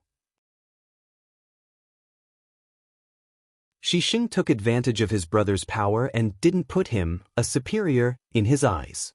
He even hurt his future son-in-law, Yang Chendong. Just now, he had seen dozens of people running around in the fields. Who knew how many potatoes they had destroyed in that short period of time? He had to give an explanation for all of this. Then he could only use Shisheng. Although he did not want to offend the eunuchs, he did not want to take the blame for no reason. Shisheng was destined to be unlucky this time. Everything would depend on how much help his brother, Shining, could give him. Shisheng was going to be in trouble. Good, I hope Lord Hu can do as you say. As for here, I ask Lord Hu to go back first. My lord is asleep and will not see anyone. Tiger's man wanted Hu Zhangning to express his position. When he found out that the young master was only acting and wasn't really injured, the anger in his heart had lessened by a lot. If that wasn't the case, the brocade guards wouldn't have been able to stop them from snatching the victory, and the result would have been 1,000 cuts. Hu Zhangning wanted to ask if Yang Chendong's life was in danger. After all, from the scene at that time, he had lost a lot of blood. Now that he knew that Yang Xinma was fine, he was relieved. He knew that he had missed this opportunity and it was not appropriate to force his way in. Moreover, whether or not he could force his way in was another matter. He could only cup his fists and say, "Thank you for your hard work. This official will take his leave first. I will visit Yang Xinma in 2 days." Hu Zhangning left. When he left, his complexion was obviously much better. Yang Chendong's life was not in danger. This matter could be salvaged. At least, his guilt was not so great. As for how this matter should be resolved, it needed to be decided by the emperor. It was not something that a fourth-rank official like him could decide.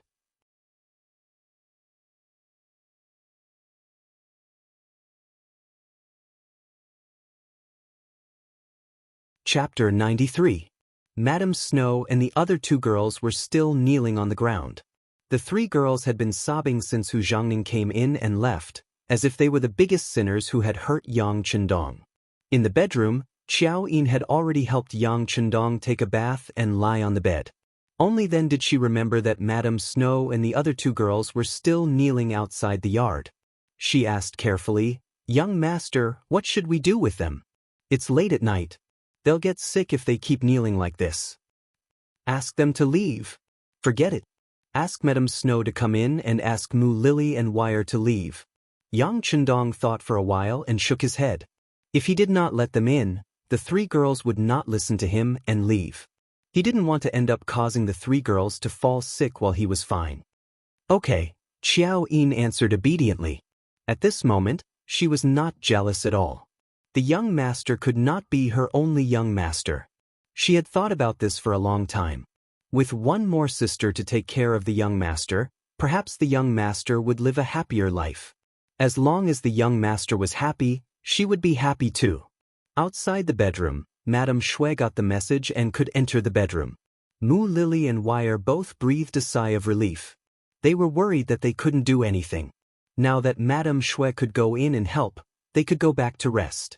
At least, they didn't have to feel so guilty. Madame Snow followed Xiao Yin into the bedroom with a worried look. She saw Yang Chendong lying on the bed. At that moment, she couldn't stop her tears from flowing out. With a plop, she knelt down and said, "Dong Shui, it's all our fault for implicating you. We've already made a decision. Tomorrow morning, we'll enter the city and ask for forgiveness from Shisheng." Nonsense. Yang Chendong, who was going to rest, immediately opened his eyes. His expression suddenly became very serious. "Remember, your lives belong to the young master. Without the order of the young master, no one can make decisions without my permission. As for Shisheng, he can't even protect himself. He won't make trouble for you." Seeing Yang Chendong's serious look, Madame Snow trembled with fear. She knelt on the ground and did not dare to make a sound. Xiao Yin came forward, helped her up, and then whispered something in her ear. Madame Snow's face changed again and again. Finally, she looked at Yang Chendong with confusion. Her eyes were full of disbelief. Yang Chendong naturally knew what this gaze meant. At that moment, he did not hold back and directly lifted the blanket, revealing his strong and uninjured chest. He said, Look, Yin did not lie to you. I am indeed not injured." "Ah." Madame Snow did the same thing as Xiao Yin. She covered her mouth with her hand. Her face was full of disbelief. After seeing so much blood in the side hall, she thought that Dong Shui was going to die. Who would have thought that he would be fine? How did he do that? "All of you, come over here. This young master will tell you slowly." Madame Snow's surprised face was so cute. Yang Chendong's heart skipped a beat. His body reacted unconsciously. He waved his hand and asked Xiao Yin and Madame Snow to come to his bedside. The two women did not suspect anything and hurriedly came to the side of the bed. Suddenly, a pair of big hands reached over and forcefully pulled the two women into the bed. Suddenly, a masculine man's breath rushed into the two women's nostrils. "Ah!" At this moment, they realized what was going on. They instinctively wanted to struggle, but when they remembered that the person hugging them was Yang Chendong, the two women suddenly blushed. They just lowered their heads and didn't resist at all. "Not bad. It's easier to talk like this." "Ha." Yang Chendong laughed heartily. Although he was not ready to do anything, especially with two women at the same time, it was a very happy thing to have beautiful women in his arms. The two women were very cooperative. They leaned on Yang Chendong's broad shoulders. Their faces were full of shyness and happiness. "Come on, sing a song for the young master. Put me to sleep." Feeling that his body was about to react unnaturally, Yang Chendong suppressed his thoughts and said to Madame Snow, "Okay." Madame Snow was very obedient. She immediately sang the song that she had just learned, by Suzhen at the foot of Mount Qingqing. "Don't sing a new song. Sing an old song for the young master." Yang Chendong was used to listening to the songs of the later generations. He did not know much about the songs of the present, so he wanted to take this opportunity to learn more about them. The next moment, Madame Shui began to play an old tune. The lingering melody was like a lullaby. Before long, Yang Chendong began to snore. He was really tired. There were too many things he had to do and think about in the past few days. He had to bear all the pressure by himself. Yang Chendong had actually fallen asleep, causing Qiao Yin and Madame Snow to involuntarily smile. Next, the two women made the same shameful action, which was to take off their coats, leaving only their undergarments. They leaned against Yang Chendong and snuggled up to each other. Not long after, they fell asleep. The guards outside the bedroom, Beta Persei and Yang Si, had been replaced by Yang Wu and Yang Lu. In the dark, Dao Xiao and a team of 10 guards were secretly watching everything to prevent anyone from getting close to the small courtyard. If anyone dared to do so, Jiu Wu, with a silencer and a weapon, would show him the fragility of life. The sky slowly brightened. Hu Zhangning, who could not wait any longer, led a team of 100 brocade guards to escort Xisheng and more than 20 men to the capital. As soon as the city gate opened, they entered the city and went straight to the inner city. In the imperial palace, there was no news from the court.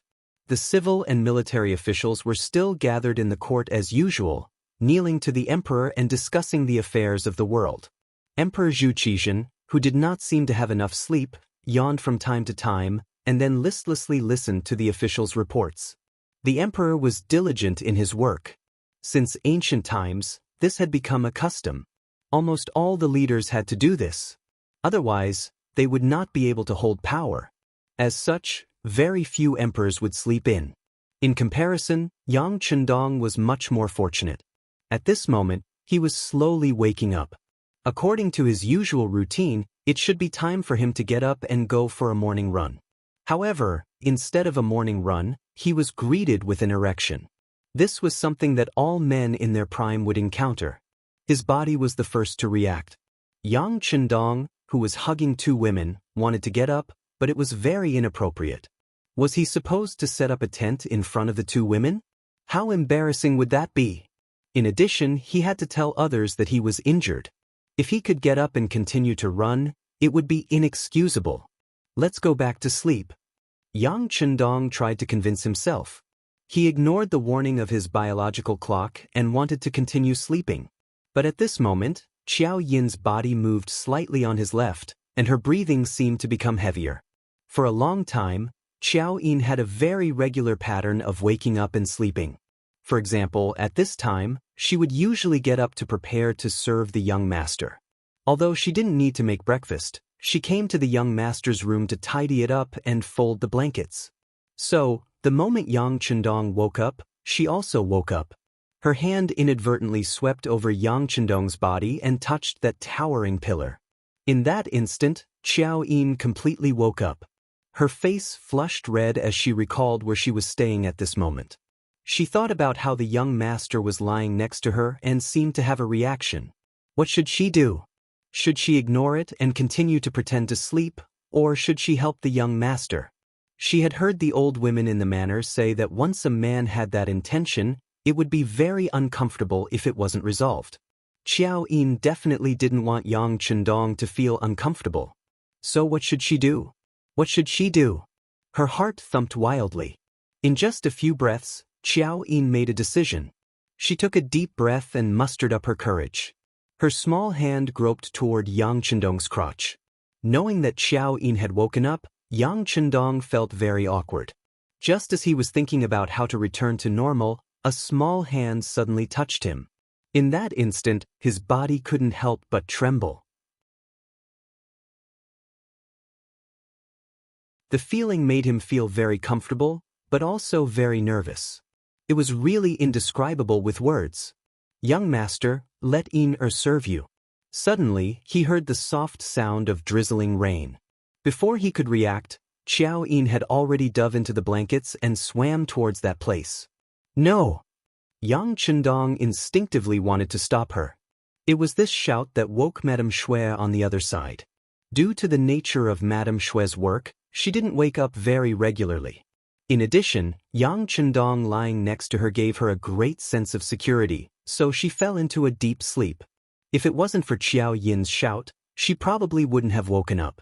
After waking up, Madame Xue forgot that she was only wearing a dudu.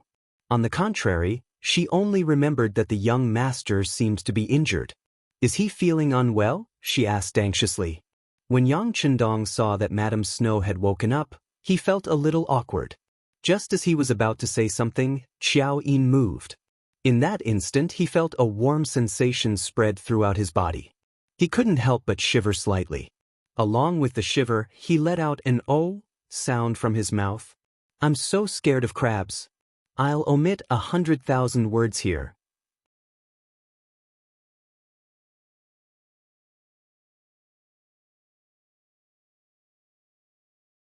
Chapter 94. While Yang Chendong was still blissfully confused, the court, which was originally calm, was in an uproar because of Hu Zhangning's sudden arrival. "Your Majesty, this is the entire story of what happened last night." Hu Zhangning knelt on the ground and explained in detail what he saw and heard. Then he lowered his head deeply, as if he was waiting for the emperor's judgment. After Hu Zhangning told the story of what happened in Yangjia village, the court officials suddenly exploded. Without the emperor's order and without the slightest evidence, a Qianhu of the embroidered uniform guard dared to kill a fifth-rank official who had just made a great contribution. This was simply lawlessness. Not to mention, according to Hu Zhangning's explanation, a lot of potatoes were also wasted because of this. Overnight, Lord Hu brought people to dig up the trampled land and found that the potatoes in the field were greatly damaged. Many of them were already deformed. Of course, they didn't know that all of this was arranged by Yang Chendong in advance. Those potatoes were also cleaned up in advance. They didn't know that all of this was done by Yang Chendong, but they knew that the loss of potatoes was a loss to the court, the country, the emperor, and the court officials. Immediately, as the Minister of Revenue, Wang Zuo was the first to jump out. Originally, he was worried that there weren't enough potatoes. Because of this, he wanted to discuss with Yang Chendong and ask him to contribute more potatoes from his private fields.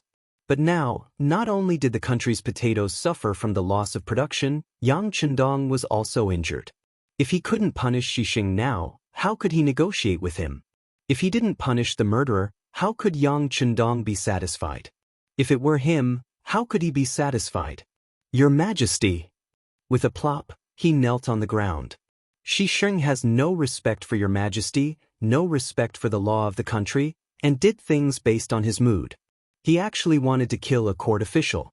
If this matter isn't severely punished, I'm afraid that the hearts of all the court officials will be cold." With Wang Zuo taking the lead, the Minister of Rights, Hu Ming, also knelt on the ground. For the sake of his son's future, he had to ruthlessly deal with Xixing this time. Otherwise, if he had already offended Xixing's son, wouldn't he be punished afterwards?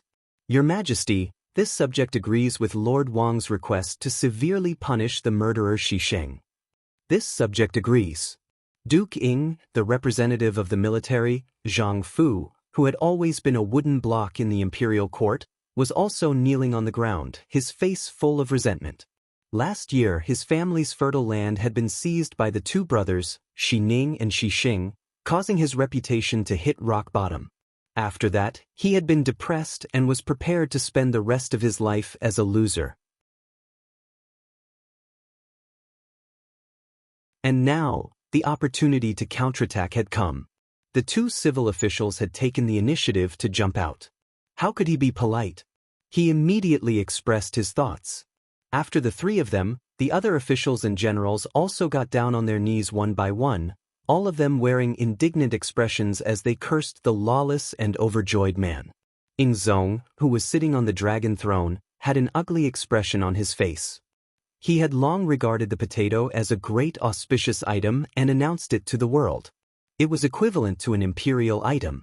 But Xixing actually dared to bring people to attack and trample on the auspicious item. This was simply ignoring the existence of imperial power. Even if you have enmity with Yang Chendong and want to deal with him, you can find a safe place to do it.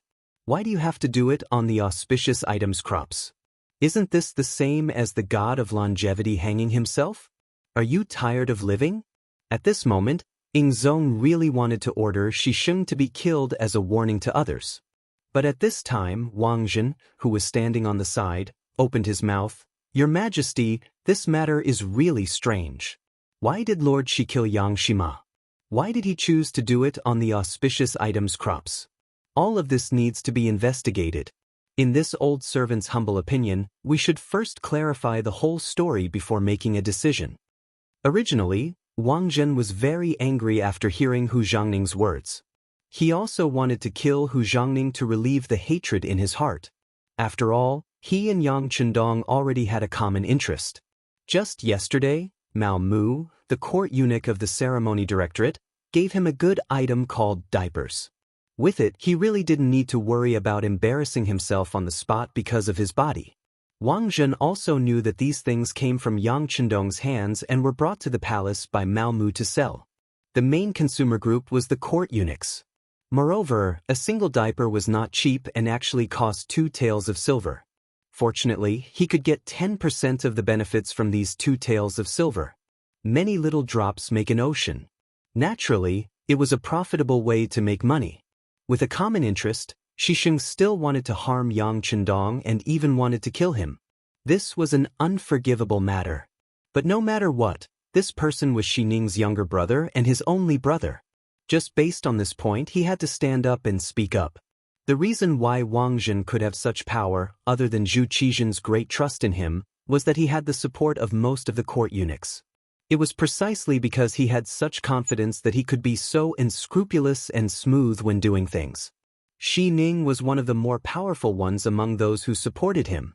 If he couldn't speak up for Xisheng in this matter, then he would naturally offend him and his leadership position would be shaken.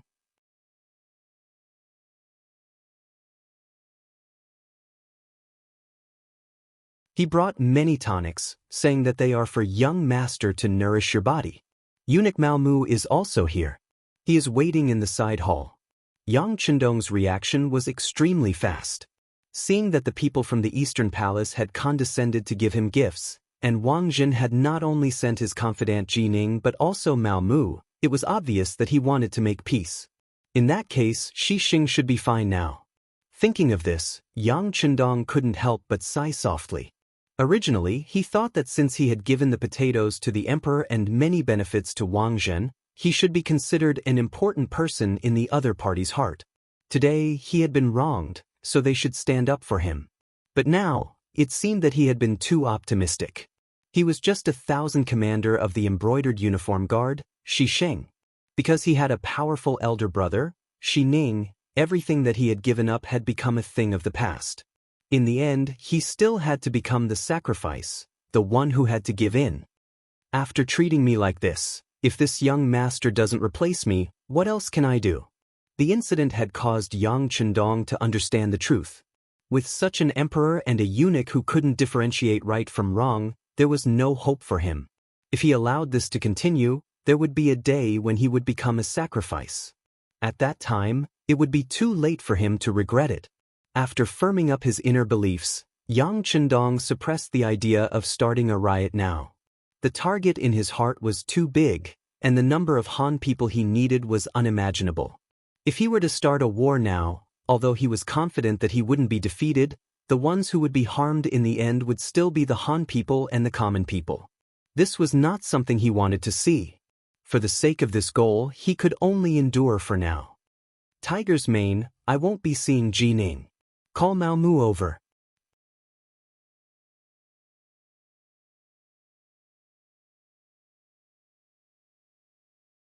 Chapter 95. Since he was prepared to back down, Yang Chendong had to put on a show of respect. What was the point of meeting Ji Ning? To make him lower his head in front of him? The 6th young master would never do such a thankless task. In the side hall, Ji Ning sat on the left while Mao Mu sat on the right. Both of them were looking straight ahead. Gentlemen, the 6th young master has a message for Eunuch Mao. Please enter his bedroom. Lord Ji, if you have something to do, you can go ahead. Tiger's mane entered the hall and clasped his hands. Ji Ning stood up with a satisfied look on his face, as though he had expected this to happen. Good. Then I'll take my leave first. Please send my regards to the 6th young master. Ji Ning's task was to mediate between the two of them. In order to achieve his goal, he had to lower his head when necessary. Fortunately, Yang Chendong was tactful. If he didn't want to see Ji Ning, he wouldn't have to see Ji Ning lowering his head. Ji Ning had to accept this favor. But, Lord Ji, I'll definitely pass on your message to my young master. Tiger's mane understood Yang Chendong's intentions and was naturally very polite to Ji Ning. Haha. Ji Ning laughed loudly and turned to leave, his face full of self-satisfaction. Mao Mu was left behind. He asked Tiger's mane anxiously, "Did something happen to the sixth young master?" "Please follow me, eunuch Mao. You'll know when you see him." Tiger's mane knew that Mao Mu had already sided with his young master. But even so, unless the young master ordered him to do so, he wouldn't say a word. The bedroom was still filled with fragrance. Naturally, it was the fragrance left behind by Qiao Yin and Madame Snow. As soon as Mao Mu entered the bedroom, he immediately sensed the scent. He couldn't help but be delighted. This at least proved that the sixth young master's injuries weren't serious. Now he could be at ease. He had just expressed his loyalty yesterday. If something happened to the sixth young master today, he really didn't know what to do. "You're here. Take a seat." Yang Chendong leaned against the headboard and looked at eunuch Mao Mu with a normal expression. "Sixth young master, are you all right? After this old servant found out about it, I was so anxious that I couldn't even eat.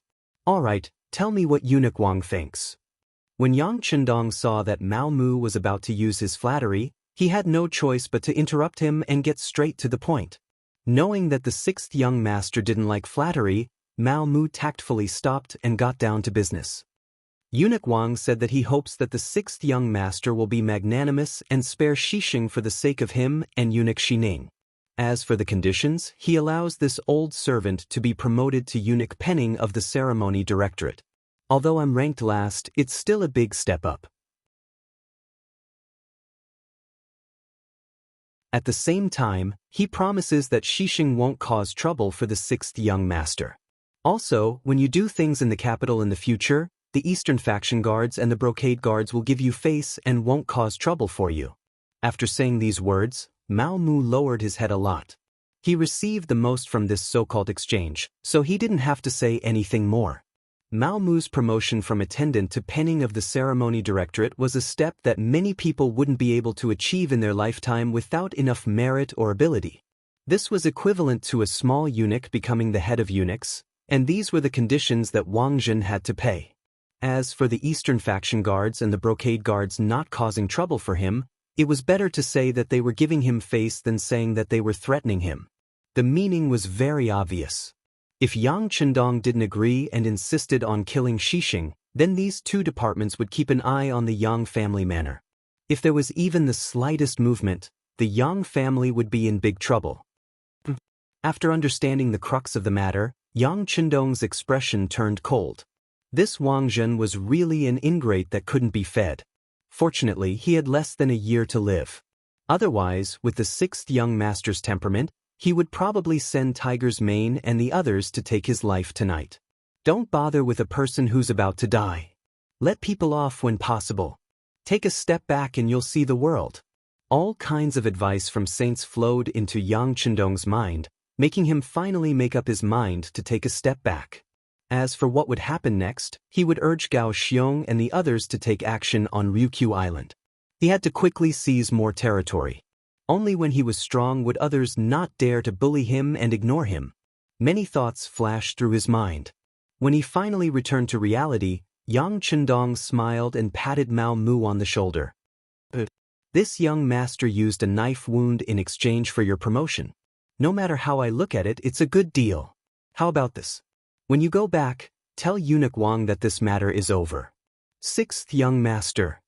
At this moment, Mao Mu was so touched that his nose turned sour. He thought that in the face of a powerful group of eunuchs, Yang Chendong would give in, but he didn't expect him to be so straightforward. If that was the case, it seemed that the biggest beneficiary was himself.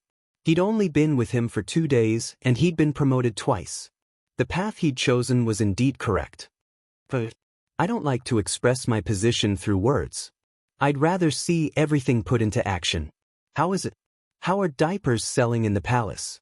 Yang Chendong didn't bring up the previous matter and spoke in a casual manner. It's selling very well. After all, it's like these things are tailor-made for us eunuchs. Now, all the eunuchs with some status come to me to get the goods. Because of this, some people have bad ideas. But this time, I've been promoted twice, and I have Eunuch Wang behind me. Others don't dare to do anything to me. When talking about the situation in the palace, Mao Mu's tone became much more excited. He thought of yesterday afternoon, when several eunuchs who used to ignore him took the initiative to greet him and called him Eunuch Mao. He felt a burst of elation. Good, very good. Continue doing what you're doing. For those eunuchs who have requests but don't have money, you can have them use other things in exchange. For example, some information they've heard. Then, sort out what you think is useful and send it to this young master. Do you understand? Yang Chendong said encouragingly. Mao Mu was a chess piece he'd buried in the palace and on the surface. At the very least, Wang Jin knew that the two of them had a deep relationship. But this was just a smokescreen. In reality, he wanted information from the palace, and he wanted to use Mao Mu as the center to quickly develop his own power. In the eyes of the sixth young master, the intelligence war wasn't just about information from the capital. He had to know all the information from the officials and the palace. Only then could he make the most accurate decisions. This servant understands. Mao Mu patted his chest and promised, and then he added, I also know a few things about Brother Xining's illegal activities. As long as the sixth young master needs it, I can send someone to sort it out at any time. There's no need.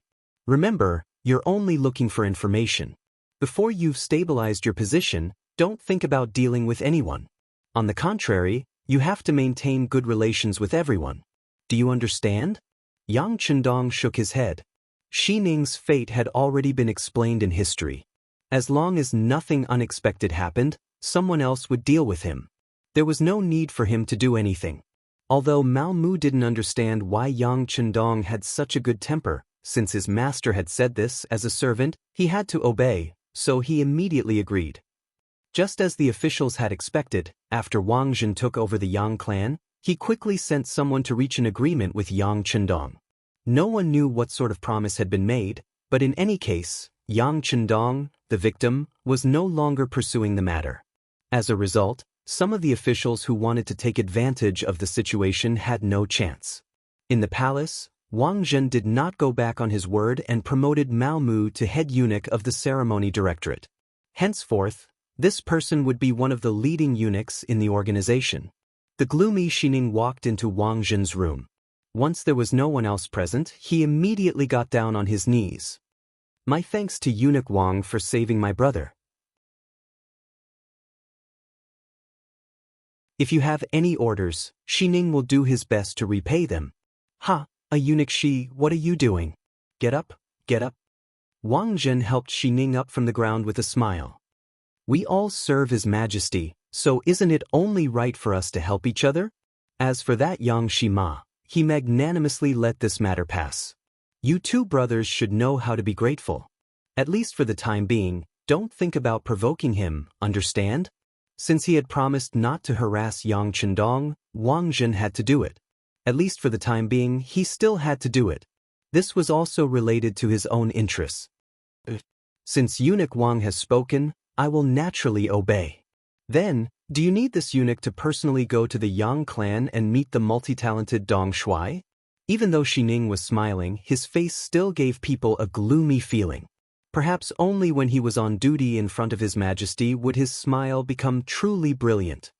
That's not necessary. This eunuch asked Xining to go there before, which is already giving him enough face. There's no need for Eunuch Shi to make a trip for such a small matter. Wang Jin shook his head. Regarding Yang Chendong, his feelings were somewhat complicated. No matter what, this person was the descendant of the three Yang Chendong. Logically speaking, this person should be his enemy. But for the sake of benefits, they were bound together. Within a limited range, he would help as much as he could. But once things got troublesome, he would decisively give up on Yang Chendong. Of course, he didn't need such a chess piece in his eyes. He also didn't want more people to come into contact with him. It was enough to have Mao Mu as a bridge. As for Xining, this person was extremely smart. If he was able to establish a connection with Wang Zhen, who knew how much benefits he would get. Xining said this just to express his attitude. He didn't want to make things too difficult for Wang Zhen. Since he didn't need to make an appearance, who would be willing to make an apology? He immediately promised that he wouldn't find Yang Chendong to express his gratitude, nor would he cause trouble for him. In the future, everyone would mind their own business. Then, he asked about his younger brother Shisheng. This was the main reason why he came.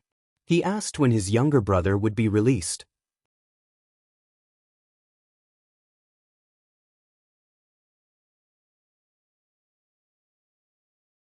Chapter 96. After a while. The imperial prison is our territory anyway. Your brother won't suffer there. If you want, you can go see him at any time. As for releasing him, I'll see when the emperor is in a good mood. I'll plead for mercy for you. Wang Zhen thought about it, but he still didn't want to release Shisheng. Firstly, he wanted to give the officials an explanation. He couldn't just release Shisheng right after he started yelling about fighting and killing. That would be too obvious of favoritism. Secondly, he wanted to give the other eunuchs a warning. If they dared to make a move without permission, they had to be prepared to go to the imperial prison. All right, we'll listen to Eunuch Wang. Xining also knew that it would be inappropriate to release Shisheng now. He thought about how the officials were living a life worse than death in the imperial prison. However, his younger brother was there, which was equivalent to recuperating. There was nothing to worry about. Things seemed to have calmed down. However, through this incident, Yang Chendong saw some people's hearts. For example, his brother's behavior disappointed the sixth young master. Eldest brother, second brother, and third brother didn't come. Only fourth brother and fifth brother came to see him. Fifth brother came alone. After seeing that Yang Chendong was fine, he left with peace of mind. Not only did fourth brother come, but he also brought Duke of Wei Su Qin's eldest son, Su Qingzong. Yang Chendong naturally knew why his three brothers didn't come. First, it was because Yang Chendong had offended Shisheng and Xining. They were afraid of being implicated, so they didn't dare to come. Fifth brother was more honest and didn't think too much. As for fourth brother, he obviously came for something. In the side hall, Yang Chendong walked out with Qiao Yin and Lady Snow on his left and right. Immediately, Yang Yang and young master Su Qingzong looked at him enviously, as if he was a pig. Thank you for your trouble, fourth brother and young master Su. Yang Chendong sat down and cupped his hands, looking as if he still couldn't walk properly.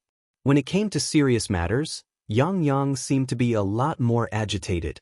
Sixth brother, you've suffered a lot this time. That Shisheng is really too much of a bully. Do you want me to find a few people to secretly beat him up? Fourth brother has this kind of ability? Yang Chendong knew that Yang Chendong was putting on an act in front of him, but he still pretended to be surprised, as if he would agree at any time. Seeing that Yang Chendong was about to get serious, Yang Chendong's complexion immediately changed. He changed his tone and said, "Revenge is a dish best served cold. Let's wait for a while. When the limelight is over, it won't be too late to deal with him." Yang Chendong smiled and shook his head. His fourth brother was already in his 30s, but sometimes he behaved like a child. Yang Chendong naturally wouldn't mind. Instead, he looked at Su Qingzong and cupped his fists. "Brother Su, I'm really sorry to trouble you to come here." "Sixth young master, please don't say that. In fact, this young master has come here to ask for a favor." Su Qingzong's expression was somewhat conflicted, as if he had something to ask but didn't know how to say it. "Brother Su, feel free to speak your mind. There are no outsiders here." Yang Chendong didn't even look at Qiao Yin and Madame Shui. They were going to be his women, so of course, they weren't outsiders. Qiao Yin and Madame Snow were very excited by Yang Chendong's actions. Their gazes on Yang Chendong became much gentler. Originally, Su Qingzong couldn't say some things in front of the two women. However, since Yang Chendong said so, unless he gave up on his purpose, he had to say it. "Well, since the sixth young master doesn't treat me as an outsider, then I'll say it. Actually, in addition to visiting the sixth young master, I have another thing that Madame Xiang of the Nine Arts Workshop asked me to do." As he spoke, he paid attention to Yang Chendong's reaction. He didn't seem surprised or surprised at all. However, Madame Shui, who was standing next to him, seemed a little unnatural. Seeing that Yang Chendong didn't ask or interrupt him, Su Qingzong simply gritted his teeth and told him about Madame Shui's request. Seeing that the 100 Flowers Hall is about to close, Madame Xiang wants to learn some songs from the 6th young master so that more people can hear the sounds of nature. Yes, we've been listening to new songs recently. If we don't hear it, we'll feel uncomfortable. Young Master Su's idea is also our idea. Yang saw Su Qingzong give him a look and immediately spoke up to help him. One was the eldest son of Duke Wei, and the other was Yang Chendong's fourth brother. It was obvious that Madame Xiang had put in a lot of effort and was determined to get these two people to intercede. Unfortunately, Madame Xiang didn't know Yang Chendong, nor did she know his ambition. If Madame Xiang was just an ordinary entertainer, perhaps Yang Chendong would have helped her. He would have taught her 2 or 3 songs casually, which would have saved everyone's face. But who was Madame Xiang? She was a talent. Since she was a talent and Yang Chendong had met her, there was no reason for him to let her go. Madame Shui was already in his hands and on his bed. Where was Madame Xiang? Su Qingzong and Yang Chendong, who had been waiting for a reply, felt their hearts skip a beat. They thought that they would definitely get what they wanted, but something went wrong. Was Yang Chendong really not willing to give them face? I'm sorry, Brother Su, fourth brother. It's not that I don't want to give you face, but I think too highly of Madame Xiang. I think she just wants to be an entertainer and stay in the small 9 arts workshop. She won't be able to achieve anything in her life. It's better for her to come here. I have a big platform here, and I'm sure she'll have room to express herself. Then she can learn more new songs. Yang Chendong's words were very clear. It was not that he didn't want to give them face, but he wanted to take Madame Xiang in. Since he wanted to keep her for his own use, why would he teach her a new song and let her have more strength to stand on her own? Hearing such a reason and answer, the two people didn't know what to say for a while. If it had been any other way to refuse, the two of them would have been angry. However, Yang Chendong had said that everything was for his own benefit, and that he wanted to take Madame Xiang in. What else could they say? Criticize him for being overbearing? No matter what era it was, there was one principle that didn't change. Those who were capable would rise, and those who were mediocre would fall. In terms of new songs, Yang Chendong's performance was definitely the best. He naturally had a certain amount of authority in this area, so it was hard for others to refute his words. The 6th young master, what do you mean by a big platform? Even though Su Qingzong understood what he meant, he still didn't want to give up. The immortal abode. The immortal abode that even His Majesty knows of is huge and has a good environment. It's not something a small 9 arts workshop can compare to. When the time comes, the number of customers there will be many times greater than the current 9 arts workshop. Singing new songs there will be more influence, and naturally, you'll be able to earn even more money. Yang Chendong's answer could be said to be powerful and resonant, thus making Su Qingzong and Yang shut their mouths. The immortal abode was still under renovation, and in order to maintain a sense of mystery, it didn't allow outsiders to casually investigate. However, its reputation had long since spread far and wide. Apart from the fact that His Majesty knew of it and had promised to personally attend the opening ceremony, there was another important reason for its influence. It was said that a total of 300,000 taels of silver had been invested. 300,000 taels. 1 tael of silver could be exchanged for 1,000 copper coins, and 1 copper coin could buy 2 small steamed buns. If that was the case, 1 tael of silver was equivalent to 1,000 yuan in the modern era. 300,000 taels of silver was equivalent to 300 million yuan in the modern era. It was just a restaurant, yet such a huge investment had been made. It was no wonder that everyone was so curious about it. As a result, the restaurant industry in the capital had already been dealt a heavy blow before it even opened. Some restaurant owners were already considering selling their businesses. They were worried that once the immortal abode opened, everyone would go there to spend money. What would they do then? A restaurant that hadn't even opened yet was already enough to make everyone in the same industry feel insecure, to say nothing of the common folk. They were all waiting with bated breath, wondering what the immortal abode would be like after investing so much money in it. Would it really become the abode of a deity? Yang Chendong was using the immortal abode as a platform, so a small 9 arts workshop naturally couldn't compare to it. Su Qingzong, who was still a little unconvinced, couldn't say anything more. After a while, the two of them dejectedly left. Yang Chendong and the other two remained in the side hall. "Young master, have you really taken a liking to Lady Xiang?" Out of curiosity or jealousy, Madame Shui asked the question out of jealousy. Her dancing isn't bad." Yang Chendong didn't answer the question. Then, when he saw that Madame Snow and Xiao Yin didn't seem to care, he put on a straight face and said, "Let me tell you, I have a lot of property, and there are many opportunities for you to show off. Let alone the 3 of you, even if a dozen talents like you came, the young master would still be able to handle them all. So, don't even think about fighting amongst yourselves. If Lady Xiang doesn't come, then it's fine. But if she does, then we'll be good sisters. If I find out who played a role in this, I won't punish her. I'll just let her leave the Yang clan." Yang Chendong said these words very seriously and solemnly. It seemed that he rarely saw Yang Chendong like this. For a moment, Xiao Yin and Lady Shui's faces changed.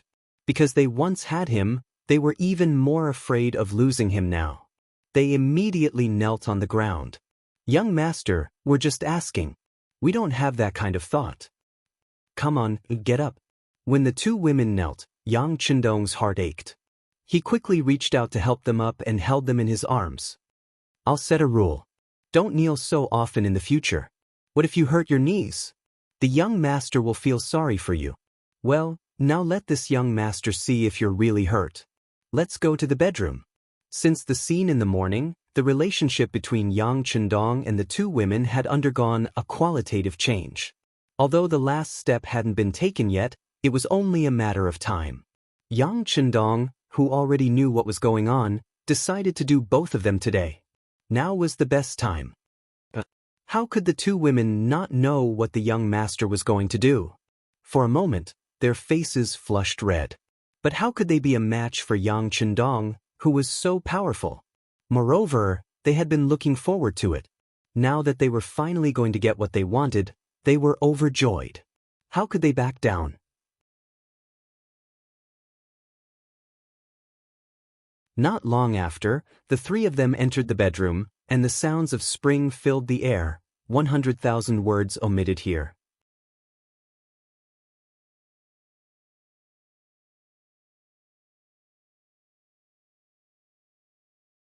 Chapter 97.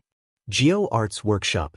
After Su Qingzong and Yang Yang left the Yang family manor, they came to this place and saw Cui Nar and Dong Hanxiang, who were waiting for news. In Lady Xiang's boudoir, the 2 of them told the story of Yang Chendong's request. Originally, it was a man's pride to be able to come to Miss Xiang's room. But today, they felt as if their butts were on fire. They left after telling her everything. They didn't want to stay a moment longer. Cui Nar, Miss Xiang and her maid, Chun Tao, were left looking at each other. Cui Nar couldn't help but say, "Men are all bad. Dong Shui has already taken Miss Shui. Does he want to take our Xiang? Who does he think he is?" It was no wonder that Cui Nar was so angry. Miss Xiang was her money tree. Although Geo Arts Workshop was not under her name, she was just a manager. In the words of the later generations, she was a senior manager. But here, her words carried a lot of weight. Once Miss Xiang left, the business of Geo Arts Workshop would be greatly affected. At that time, her income would be reduced by more than half. How could she live then? Cui Nar's tone was resolute. Miss Xiang heard it, but she acted as if she didn't hear it. Instead, she said something that surprised everyone. "Sister, you can follow Dong Shui like Mu Lily. When the time comes, as long as I make this request, I'm sure he will agree." What? Cui Nar was shocked. She stared at Miss Shui as if she didn't know her. You really want to go to Dong Shui? He is indeed talented, but he already has a powerful person like Miss Shui. If you go there, what status will you have? Will you be a concubine? Sister, I don't understand what you're saying. With our background, who can we be the first wife if we were to be with him? If we're lucky, we'll be pampered for a few more years. If we're unlucky, we'll be treated like a maid in the end. Even if Madame Shui is one step ahead of us, so what? She can't become a wife either. Even if she can become a concubine, it depends on Dong Shui's mood. As she spoke, Lady Xiang shook her head with a sad expression. This was the tragedy of the hierarchy. As a concubine, she seemed to be glorious in front of others, but in reality, she was just a lowly person. She was even worse than an ordinary person. With this kind of status, which good family would want them? Even if she did meet one and married him as she aged, the number of people who had a good ending could be counted on one's fingers.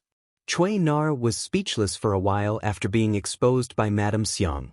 She sat there for a long time without saying anything. Sister, just promise Xiang, or that you'll go to the East Marshal's place with her. Otherwise, if something like what happened in 100 Flowers Hall happened in our 9 Arts workshop, do you think someone as daring as Dong Shui would appear? For the sake of performing artists like us, you're willing to offend the nobles and even take a stab.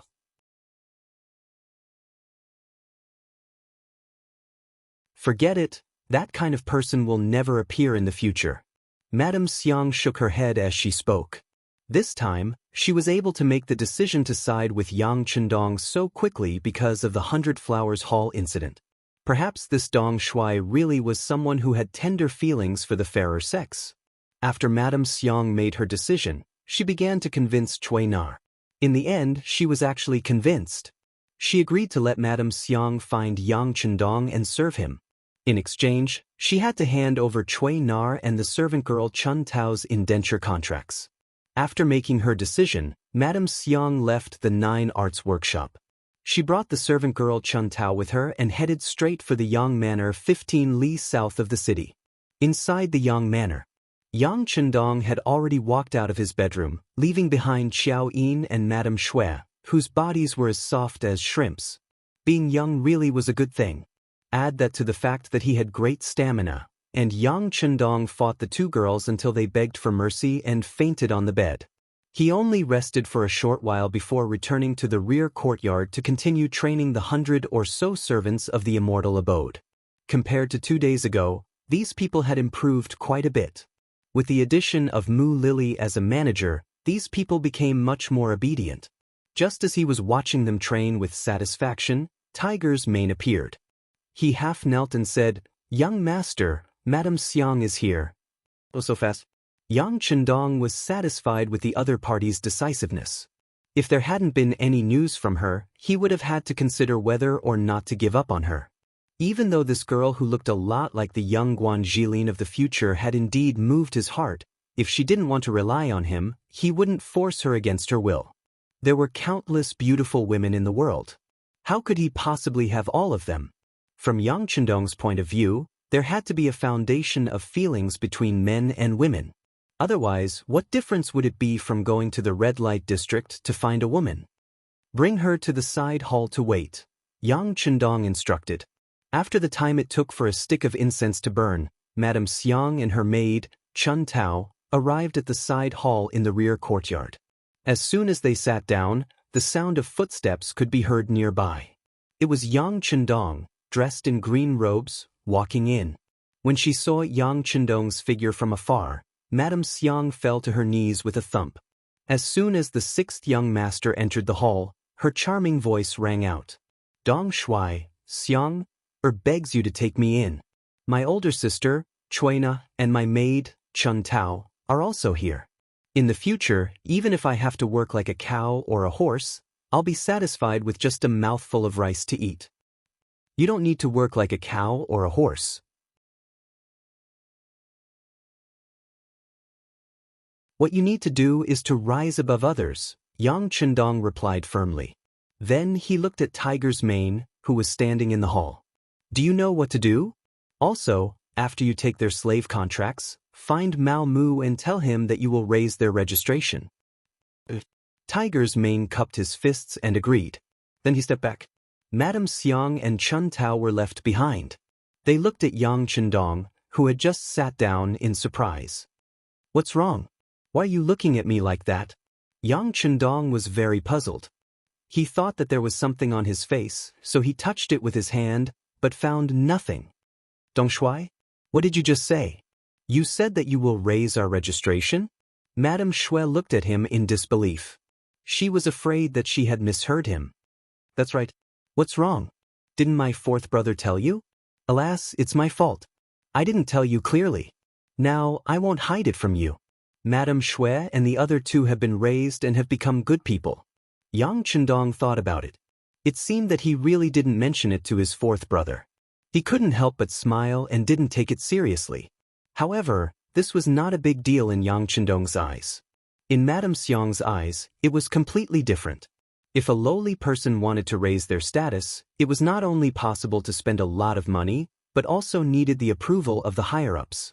It even needed someone from the palace to do it. These conditions were far beyond their ability and they didn't dare to think about it.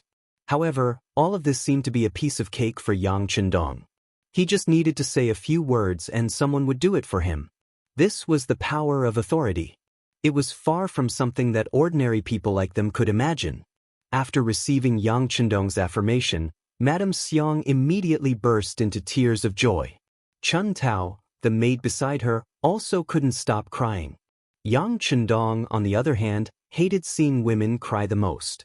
He couldn't quite accept it, so he found an excuse to get them to bring Cui Na over as well, and let Yang Si and Yang Wu follow them to do their errands. Tiger's mane was very efficient. They received the order in the morning, and everything was done in the evening. They brought 3 new contracts with the official seal of the Ming dynasty. That was to say, from this moment on, Madame Xiang and the other 2 were free. They were no longer lowly people who were looked down upon by others. They were dignified girls from good families. The 3 of them hugged each other and cried for a long time. In the inner courtyard, Yang Chendong called Xiaoyin, Madame Shui, and Madame Xiang and told them the rules of the Yang family in front of them. Regardless of one's background, contribution and hard work were all important. As long as one was willing to put in the effort, they would be richly rewarded. On the other hand, if one wanted to use their status to bully others, then they should prepare to leave the Yang family. None of the 7 girls complained about this, and they all expressed that they would do their best. With the addition of Madame Shui and Madame Xiang, Yang Chendong's training program sped up, and everything proceeded smoothly. At this time, the interior of the immortal abode was in the final stages of its renovation, and it would be ready to open for business in half a month. The goods produced in Crimson City were transported by sea to Tientsin, where they would be transported to the capital. With Wang Zhen's help, the journey to the capital was smooth and unimpeded. A large number of goods were transported to the capital's immortal abode, and the 100 men and women who had been trained began to take up their posts. They used what they had learned to manage everything in an orderly fashion. Worth mentioning were the 2 leaders, Mu Lili and Cui Na. Their methods of management were far superior to Yang Chendong's. The 100 men were divided into 2 groups, each led by one of them. For a moment, there seemed to be competition between them, which greatly increased the efficiency of the work. They had originally thought that they would need another 7 or 8 days to sort everything out, but thanks to the efforts of the 2 former Procuress sisters, they could open for business ahead of time. An auspicious date was chosen, and the opening was set for the 6th day of the 10th month. Yang Baozhong had already announced the opening of the immortal abode on the 6th day of the 10th month, and he had also emphasized that the immortal abode would be issuing membership cards to serve its esteemed guests. Only members would be allowed to use the private rooms on the 2nd floor, and the private rooms on the 1st floor would allow them to enjoy a higher quality of service. Moreover, on the opening day of the immortal abode, members would be able to enjoy the festivities with the emperor and the various ministers, and they would be able to interact with the people up close. As for the specifics, they could consult the immortal abode. You're tuning in to the Passion Pages YouTube channel. We're so grateful for your support, and don't forget to subscribe to join us on this incredible journey through captivating stories. Your generosity through donations truly makes a world of difference, as it's the primary source of revenue that allows me to expand and enhance this channel for you. Thank you from the bottom of my heart for being a part of this adventure.